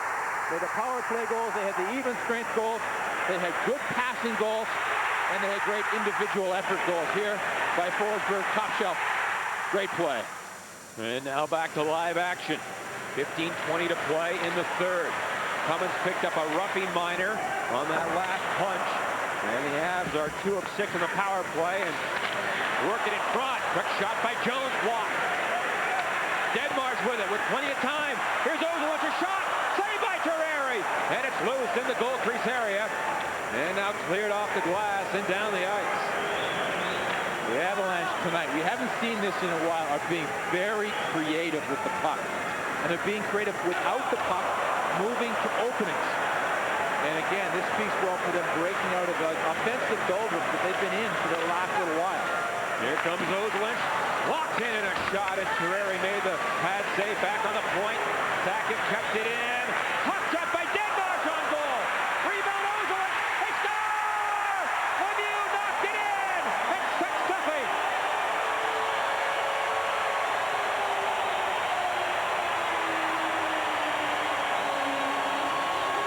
Well, and again, what the Avalanche are doing is what you have to do to combat the efforts of Chicago. Chicago's trying to play tough. The Avalanche are scoring the power play goals. But again, nice passing. Moving the puck over. You see Denmark just winds up because he was able to wind up because he didn't have to stop it. And that freed up everyone in front to move. 2 guys go after Lemieux. He's able to get the rebound. Ozolinch is right there. And again, the Avalanche just keep going. Here's a great number. Lemieux only had this season 11 goals, but they were 9-0-0 when Mr. Lemieux scores. He is an important man on the offense for the Avalanche. Didn't score a goal in his last 11 games. And gets one tonight, a power play goal from Denmark and Ozelich at 5:31. And that is only the third time this year the Hawks have allowed 6 goals. The last time was December 12th in Detroit.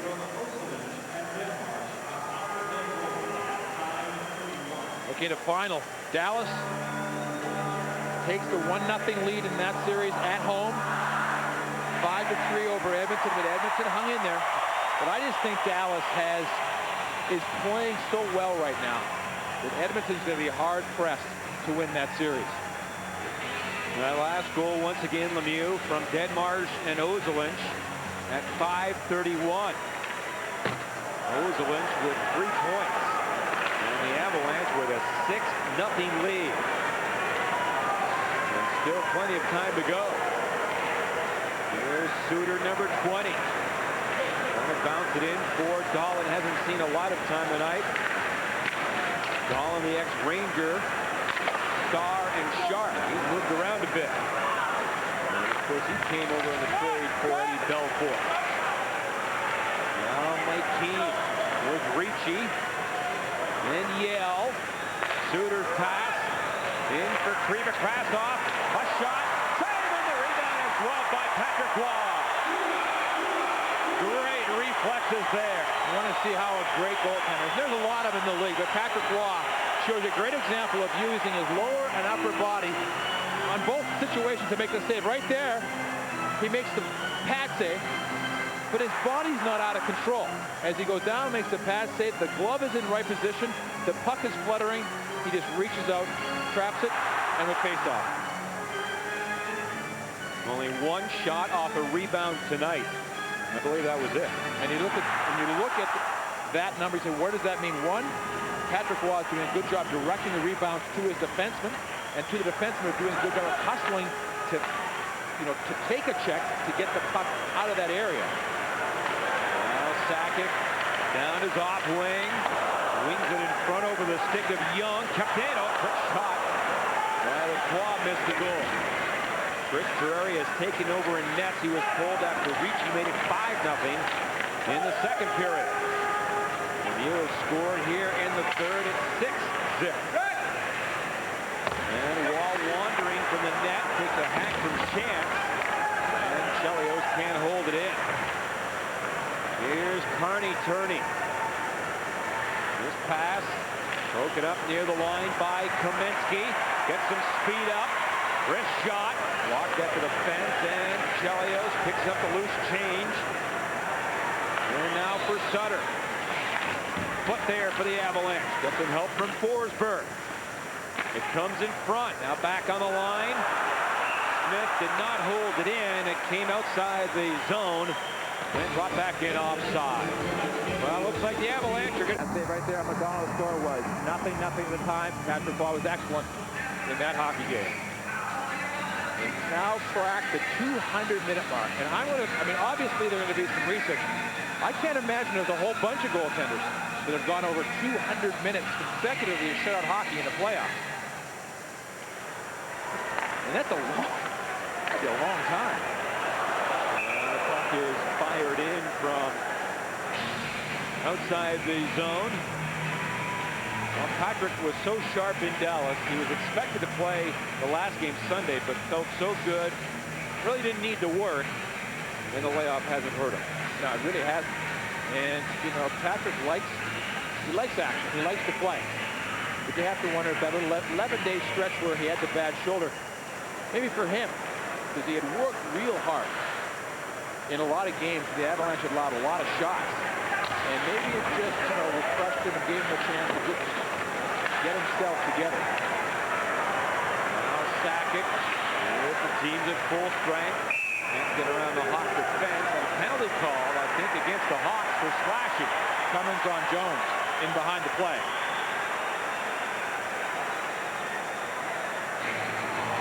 Well, I think Cummins knows where the box is.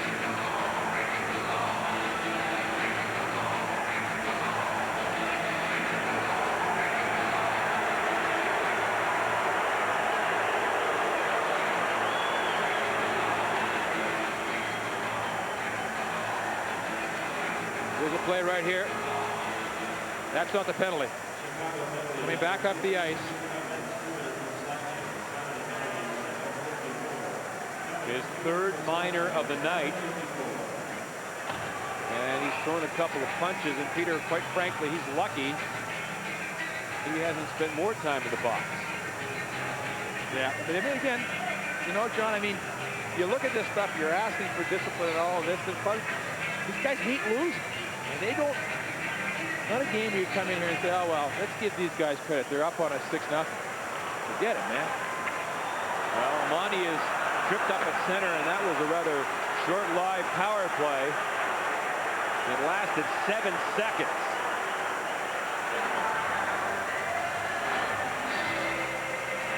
And Sakic goes off. Only Edmonton this year had more power play chances than the Avalanche. The Avs had 403. The Oilers 406. And Peter, they had 99 more power play opportunities than the Blackhawks. The Blackhawks have, you mentioned the numbers, have been a club that's taken a lot of penalties over the last few years. There's been even talk in Chicago that there is an anti-Bill Works mentality about some of the calls that are made. But, you know, it doesn't last for a decade. Here's the numbers from last year in the playoffs. The team that won game one, that team went on to win 12 of 15 playoff series. So you can see it is a big, big hockey game. And of course, one of the exceptions was the Avs Blackhawks. The Hawks won game one a year ago on an overtime winner by Jeremy Roenick. And then the infamous food poisoning. And you have to wonder, the Blackhawks weren't thinking, because Belfour and Craven both missed that game. And Belfour, you know, has played real well in game one. Funny how things, just little things, can turn game, series, whatever. Well, this team a man short here. 11:15 to play, third period. A 6-0 Avalanche lead. Jeff Shantz trying to break in. Forced to the corner by Clem. Now for Eric Daze out of the corner. Daze, backhander, he scores! Daze breaks the shutout streak of Patrick Waugh with 11 minutes to go here in the third period. Well, I don't think the fans here realize how long it is. Oh, it's being reviewed. Well, maybe the shutout streak isn't over. Was there a man in the goal crease?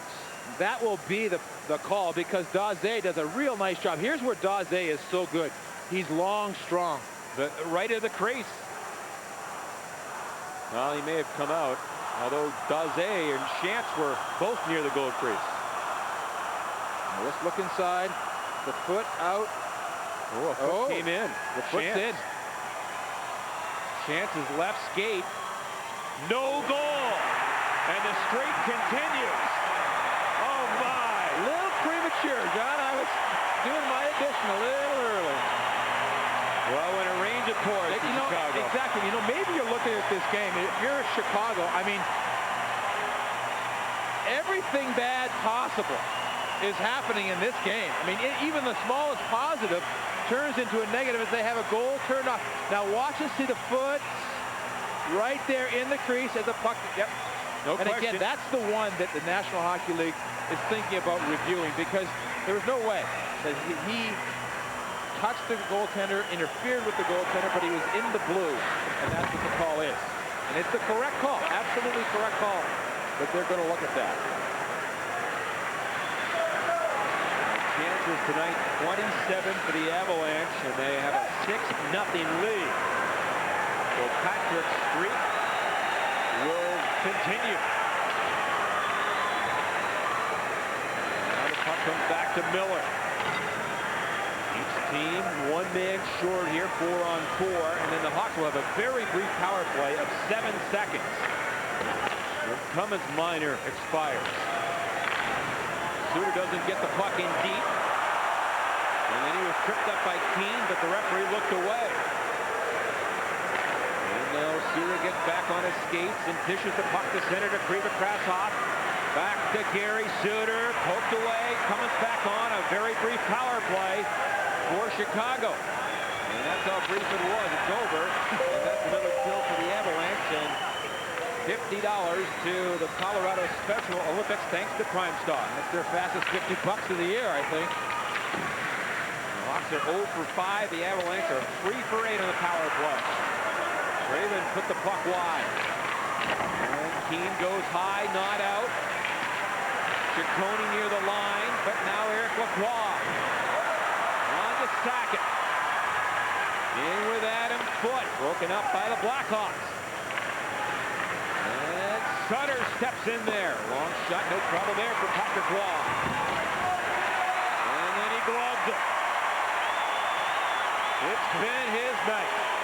It's been his night, but the fun right now is away from the puck. Things are getting nasty, nasty, nasty. Ciccone gets the glove up. So in hockey terms, the old face wash to Lemieux. Just skates away. John, you think that, you know, the Avalanche have looked like tonight. They've done two things well. One, they have not taken dumb penalties. And two, when there's been anything serious on the ice, they've gotten involved, all their players, quickly. Well, there has not been one fight tonight. Certainly a parade to the penalty box, but not one man-to-man fight. Don't forget, coming up after our game, an update on Andres Galarraga, injured today. Highlights from all the playoff action tonight, and we'll have a report from McNichols following the conclusion of this one. Yep. In the West, you've got Anaheim still playing. That's the first ever playoff game for both Phoenix and Anaheim at the Pond.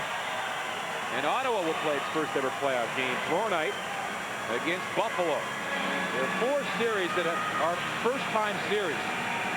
Phoenix at Anaheim, first time those two clubs have met in the playoffs. Montreal at Jersey, a little bit of a surprise. It's the first time they've ever met in the playoff series. Ottawa at Buffalo. And New York Rangers at Florida, first time they've ever met in the playoffs. You know something interesting? The Avalanche don't have the longest playoff win streak going. They, of course, won their last 5 games last year. And now Probert goes after somebody in the corner. He dropped the glove. Gusarov was there, along with Foote. Maybe if you weren't with us earlier, Probert and Foote had a battle. And now there's another skirmish away from that one. Now's the time, if you're on the edge, you really got to keep your head up. As Young just took a pop in the face from Ciccone.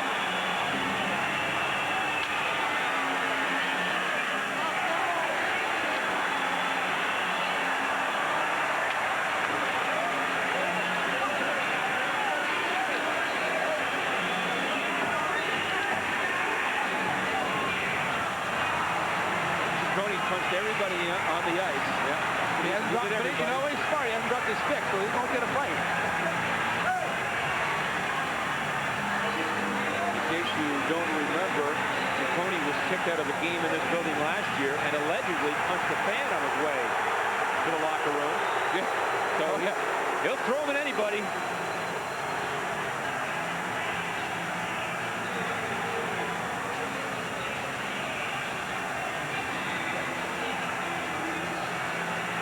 You know, the league is not going to look lightly on. I mean, this is part of the game. This is part of setting up the next game. This is part of being tough. But if they overstep those bounds, there's so much depending on now. Well, Fawcett is finally going to kick somebody out. Well, the good thing is, here's the nice thing. There's 9:01 going. You give him a 10-minute misconduct. You don't give him a game misconduct. You give him 10, he can't come back.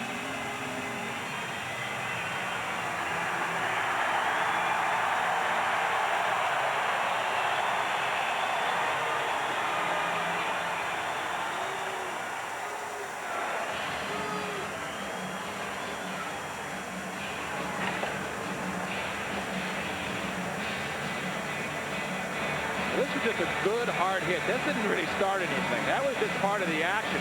The claw got up in the air. Probert came across, gave him a good, hard shot. But then things started to go a little crazy right here in the corner. And the one thing about Denmark, she's given a lot away as far as size to Probert, but he is not going to back down. Adam Denmark, I mean, we've seen all season long. You're going to go, he'll go with absolutely anybody. In Detroit, when things got real crazy with Denmark and McCarty, he has no problem. Don't forget, this battle continues Friday night. The Hawks and Avs in Game 2. Join us at 6 o'clock Mountain Time for our pregame show. 6:30 with the face-off. And Craig Hartsburg and his coaching staff will have to go back to the drawing board. Peter, I think it's quite obvious that the Avalanche, unless they absolutely have to, aren't going to drop the glove. Now, if you're the Blackhawks, losing 6-0, that would only infuriate you even more, I would think. Oh, yeah, but it's the way the Avalanche have got to do. You saw again, there's a little bit of an altercation. You got 5 guys in right there. And that's the way to beat team tough. You're team tough when you score in a power play, but the other team gives you take the checks without retaliating, and if there is something, you get involved as a group.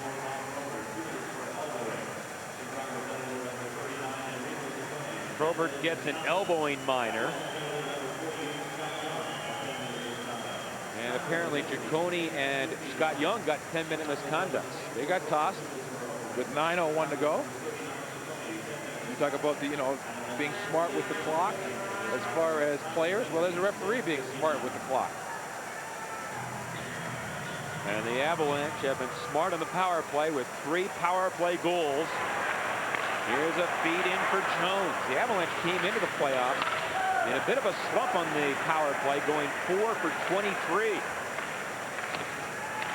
Here's Jones, chops it back of the goal to Deadmarsh, now for Ricci. In front, oh, what a save there on Jones by Chris Terreri. It was nearly 7-0. And the Hawks dump it down the ice.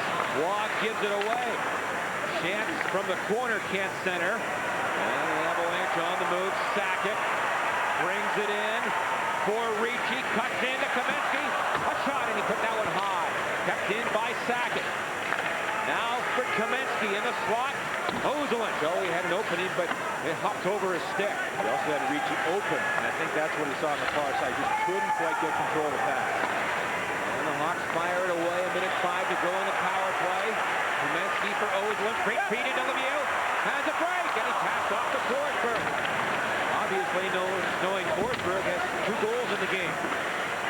Now Kamensky back of the goal for Peter Forsberg. Takes a couple of whacks from Smith. And keeps on going. And Smith kicked it outside the zone. Forsberg nearly made him look silly there. And now Forsberg does make him look silly. Here he comes. 3-on-2. Slowed up a bit, but the Hawks knock it away. Well, Forsberg, when he gets it, Smith is a very good defenseman. Big, strong, talented. It must be impossible to get a hold of Forsberg. We watch up here, but we're looking down and, marveling. But these guys are on the ice, and they just can't seem to get a handle on his play. Here comes Lacroix, and that's going to be called back on a 2-line offside pass with 7:07 to go. Getting back to that thought about the Avalanche's winning streak in the playoffs, it might come as a surprise that they don't have the longest winning streak. You wouldn't think it was possible, but it's the rarest of rare. The Stanley Cup champions of the year before, the New Jersey Devils, missed the playoffs last year, but they had won their 6 previous games in the playoffs. So the Stanley Cup champs aren't the hottest team in the playoffs. Well, they are, but technically they aren't. Although they'll tie them tonight if they win. And also tie a franchise record for most playoff wins in a row. You look around at the other series going to start tomorrow night in the East. Montreal, the 8th seed, at New Jersey, the 1 seed. First time they've ever met. Pittsburgh at Philadelphia, the 6th seed. Pittsburgh at Philadelphia, the 3 seed. Mario Lemieux's last possibly series of hockey in his career. Ottawa at Buffalo, the surprise Senators, who just, they were hot, John. They ended 9-3-2 in their last 14 games. And the Sabres weren't hot. And the Sabres were not playing well. Sabres were 2-7-1 in the last 10 games. That's the poorest record of any club that went into the playoffs. Although last year in the first round, Florida was a cold team down the stretch. Boston was a red-hot team, and Florida won the series in 5 games. Oh, it means once the playoffs start, anything can happen. But and you look at Hasek, and they got Hasek involved. He turns it on. Again, here come the Avs to center. The teams are at full strength. Aaron Miller carries it in. Now to LaCroix. Another penalty called here against Chicago. That is probably, I'm going to venture, their 5th or 6th penalty away from the play. You know, the referee right now making sure that nothing happens, nothing much. Keep somebody in the box. And Patrick was in position, and that's been the key to his play tonight. He's been a very good positional goaltender. 1-800-COLLECT. It's the easy way to save. 6:16 left in regulation time. 6-0 the Avs in the lead. Led it 4-0 after 1. 2 goals from Forsberg, 1 from Keenan Oselins. Lemieux scored in the 3rd and Ricci in the 2nd. And the starting goaltender Hackett was lifted after Ricci's goal. The 5th. Hawks failed to clear the puck out. Oselins to the slot. Saved by Terreri. Gets the rebound. Oh, Corbet, a great chance. Now taken by Mike Keane on this power play. The Avalanche's 10th power play of the night. There's Clem to the corner. Now for Mike Keane. The Avalanche have put out a group of players that does more penalty killing than power play time. Mark Crawford obviously not trying to rub it in any way. And also a little reward for these guys for all the effort that they put in. They draw a lot of penalties, these guys. And if a guy like LaCroix or Corbet could get a goal, snap out of a streak, and get some confidence. Yeah, and in that case, Chicago's not going to cry, hey, you're running up the score, or whatever. You know, you got your guys out there that work hard, and we're just the next line up. Exactly 5 to play in the 3rd period. Sakic hits the line. Oh, great feed by a couple of men. To Lemieux, a shot and a save by Chris Terreri. And here's Amani. Outside the line, Sakic slowed him down. Amani dropped it off, and Weinrich will shovel it the length of the ice. Patrick Roy off the glass. Now Lemieux with 20 to go in the power play. Now dumped in. Here's Weinrich. Long pass for Kevin Miller. Good move right at the line. Miller a feed over to Brent Sutter, but it was just behind him. And the Avalanche counter. Stefan Yell trying to poke it away from Suter. And Suter pushed him off the puck. The Hawks are back to full strength. The Avs are 3 for 10 on the power play. The Blackhawks 0 for 5. And this will be an icing call as Lefebvre goes back. 3:58 to go. The Avs up 6-0.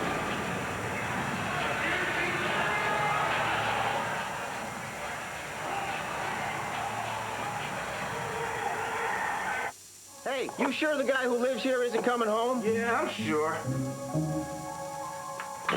Fighting it out in a tough piece-off. That's him. The crowd is witnessing a real clash of the... Hey, he's the Fox Sports News guy? Yeah, he's always away at games. Doesn't look like he's been home in months. We'll get the rest tomorrow. Bet you guys could use some munchies. Fox Sports News. Our announcers go to the game to bring you better Lanche and Nuggets coverage on Fox Sports Rocky Mountain. Hi, Uncle. Need a lift? Nice car, kid. It's my Subaru Outback Sport. Another Outback. Same all-wheel drive traction as yours, but a gas mileage than a Cherokee Sport. That's fine, but can she... Alcorn or RAV4? No problem. Outback Sport. The newest Outback from Subaru. Lease the all-new Outback Sport for only $199 a month at your local Subaru dealer today. And now it's time for our payback playback. It pays to discover. From one father to another, Johnny, this one's for you. Mike Keane gets the Avalanche off to a great start in the 1st period right there. The new Papa, as called by the new Papa. Mike and Cammy had a baby boy 10 days ago. Jackson. You know, it's interesting. Keen's wife had a baby. He gets a goal the next night. And Thoreau had a goal the night after. His wife gave birth. And what exactly are you going to do? What can I do? Here's a chance in front. Well, how about calling a 6-0 Avalanche win, right? That's the best we can do up here. Right. It's the best of everything. Forsberg, great feed to Lefebvre. Pop shot. Oh, and a good save there by Terreri.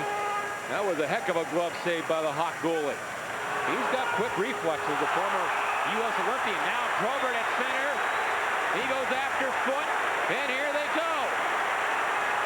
And Probert drops the gloves with Foot, and Foot takes into the glass.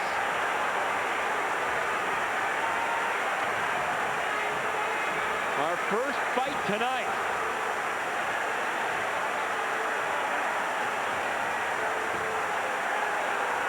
Well, it all started when Probert came into the middle to get Forsberg.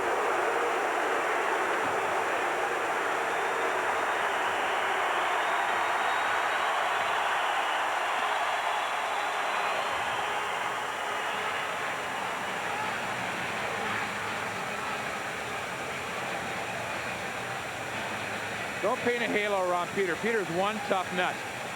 Watch the play as it happens. Probert got bounced by Forsberg, then came back and slugged him in the side of the head. And that's when it started. And Probert, who in his heyday, John, I'm telling you, was as tough as they come, and still shows that he can still do it. I guess they feel that's the only way they can win this game or this series. The face of Forsberg. Both Probert and Foot get fighting majors, and the Avalanche will get their 11th power play.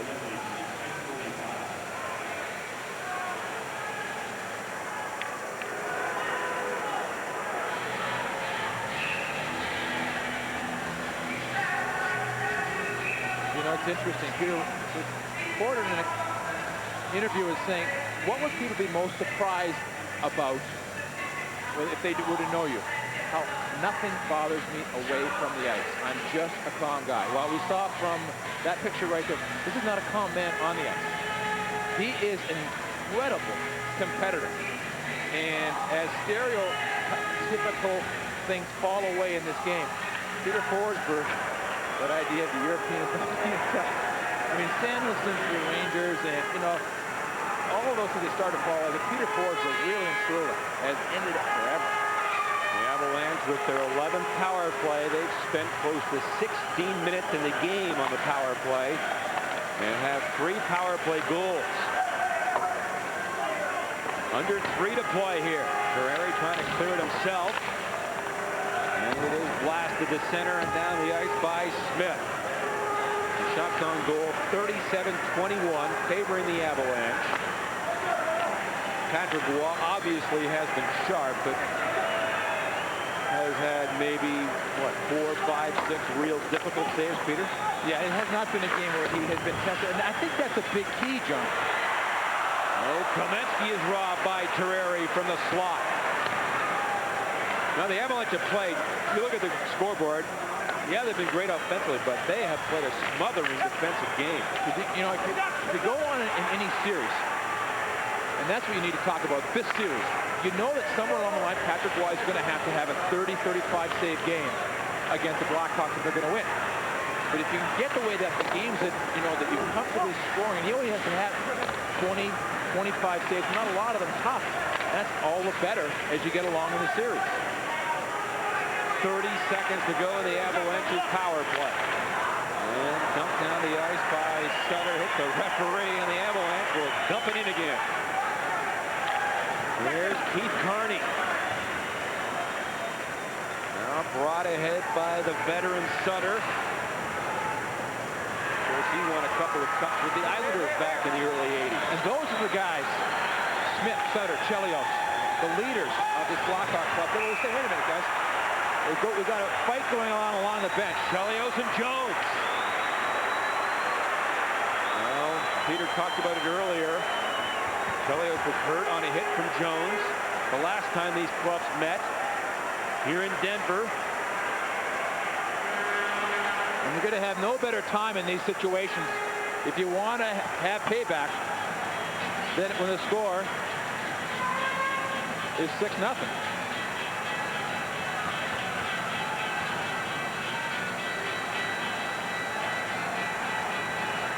Meanwhile, away from this pile, Krieger, Krasov, and Lefebvre are doing a pretty good dance right around the blue line area.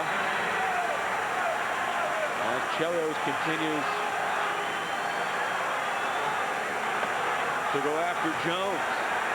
Well, we saw Lefebvre fight about a month ago. Can't remember who he fought, but he did a number. And Jones just laughs at Chelios. Well, Jones has played in some tough playoff series. The Washington Capitals, that's where, of course, Keith Jones came from, the trade earlier this season. Played in some of this, seriously, John, some of the meanest hockey series I'd ever seen against Pittsburgh. It was just unbelievable mean hockey. So none of this is going to bother him. And he'll even tell you, he's even quoted as saying, if he can get Chelios off the ice, that's a plus for the Avalanche. So Chelios is one of the dominant players in the game, and one of the most competitive guys in the game. Got a little conversation going on the bench, Lemieux and Cummins. Again, following this game on Fox Sports News, an update on Andres Galarraga, apparently a fractured wrist today. Highlights from the other 3 series in the NHL, and we'll have a postscript to this one. Well, does Mark Crawford rest Severin for the next game? Or does he let the Hawks play the games and turn the cheek? The score's not going to start off 6-0 in the next game. And I think that, the Blackhawks have got to say to themselves, wait a minute, this was our game plan, and it sure didn't seem to work. And I think one of those decisions. And I'm not saying that, Peter, to second guess. That Cummins goes off. He must have been kicked out. Well, you know what he did? He took the puck, and it looked like he was going to shoot it at Patrick Waugh, and then it fired it at the end boards. And Patrick Waugh. I don't think Patrick was too worried about Jim Cummins' shot. No, he didn't flinch, though. He didn't flinch. Very interesting. But Lemieux and Cummins, that little conversation, have been tossed. And Peter, I didn't bring up the Severin issue because I was in any way second-guessing the coaches for not putting Severin in the lineup tonight. I was speculating. To me, turn the cheek and go on the power play might be the best formula. Well, they've shown it tonight. I mean, if the Avalanche come out, and if their guns are going to be guns, John, I think one of the biggest fallacies in playoff hockey is that you have to have great series from your third and fourth line guys. What you have to have from your third and fourth line guys is consistent play in the role they're given. You look back year after year after year, the best players have got to play well. Last year, Forsberg, Sack, and Kaminsky were the Avalanche best players. The year before that, for the Devils, it was Lemieux, it was Richer, it was McLean. The year before that, it was Leetz, Messier, Graves. Big names have to play big. They have got to give you the core of your scoring. Well, with 1:17 to go, Patrick Waugh has upped his shutout streak to 211 minutes, 55 seconds. Of course, he pulled off a shutout in Game 4 of the finals, a 63 save performance and the triple overtime win. The last goal he allowed was in the first period of Game 3 against the Panthers. And that's when Patrick Waugh made that famous comment to his teammates. He went to the bench after the second goal by Niedermeyer and said, "I hate those rats. Gentlemen, we are not going to see any more rats." And they didn't.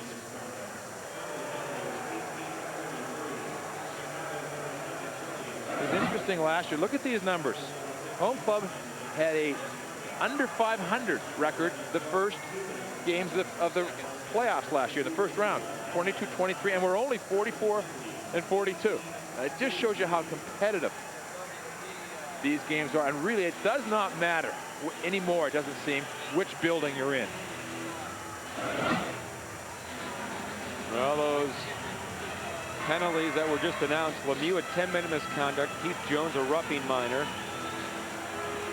Cummins gets a 10-minute misconduct, and Chelios a double minor for roughing, and the Avs will have a 5-on-3 power play. Don't forget, Game 2 Friday. Pre-game show commences at 6 o'clock, and the game itself at 6:30 Mountain Time on Friday, right here on Fox Sports Rocky Mountain. So 5-on-3 for 2 seconds, and then the rest of this game, unless the Avalanche score, will be run out on an Avalanche power play. Well, we're over the century mark in penalty minutes. Chicago 67 minutes. The Avalanche 45. Here's Yale back for Clem, now to Sylvain Lefebvre. Sends a floater wide. Now Mike Keane in front of Lacroix, tipped away. Here's Lefebvre, a shot. And that stopped at the Hawk defense. A minute to go here in the third period in the game. The Avs are going to take a 1-0 lead.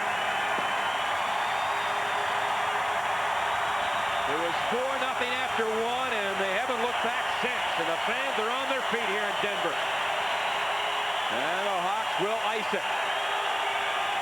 And Waugh lifts it back to the Chicago line. 30 seconds to go in game one.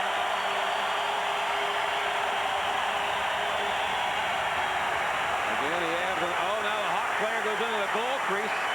That's Morrow. And he throws some punches at Ricci.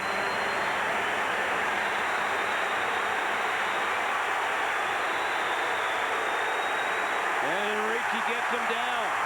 Morrow, a rookie. And he's another big, strong guy. And Morrow and Ricci were kind of going towards the net. And then Deadmarsh came in.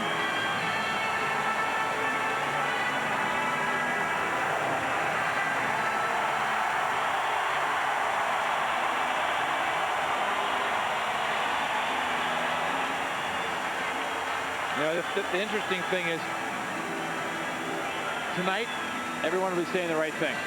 You know, there's so much anger and frustration on the ice right now, but the coach will be saying the right thing, trying to, you know, calm things down. Because the great thing about playoffs is that it's, once the game is over, you have to just put it behind you. Chicago will have lost the game. The Avalanche will have won a game. And that's it. That's the only thing that's been accomplished so far. And Mark Crawford is great at emphasizing that point, during the regular season, but in particular in the playoffs. Yeah, because you've got 4 games to win in the playoff series if you're going to continue. And the Avalanche will, after tonight, have won 1. They'll need 3 more. It didn't matter how they won it. They won it. Now they start preparing for the next game. You look over injuries. You look over who played well, who didn't play well. And you start looking at how the game was played against you, and you start getting your game 2 game plan together. Ricci and Morrow get fighting majors at 1940. Well, if you're Chicago, what do? You lost one. I mean, do you come out and play the same way? Or sure, I think so. I don't see how they can make a whole bunch of radical changes. Discipline in certain areas. Slugging a guy in the they were undisciplined tonight. Slugging the guy in the side of the head when the referee's right there, that's not discipline toughness. That's, you know, that's taking it a little bit overboard. But they're not. This is a team that relies on playing tough, so they're not that much is going to change.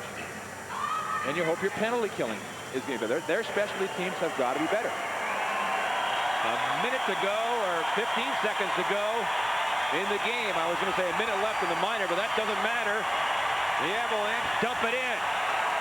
And Terreri out of the goal, clears it, kept in by Clem wide, and the game is over. And Patrick Waugh picks up his 9th career playoff shutout and 2nd straight playoff shutout. And the Avalanche, behind 2 goals from Forsberg, waltz to a 6-0 win in game 1. They were very good tonight. They came out, they accomplished what they wanted to accomplish, especially in the first period. And from the start of the second period on, they played confident hockey and did not allow the Blackhawks a lot of good scoring chances. They held the Hawks to 4 shots on goal in the third period.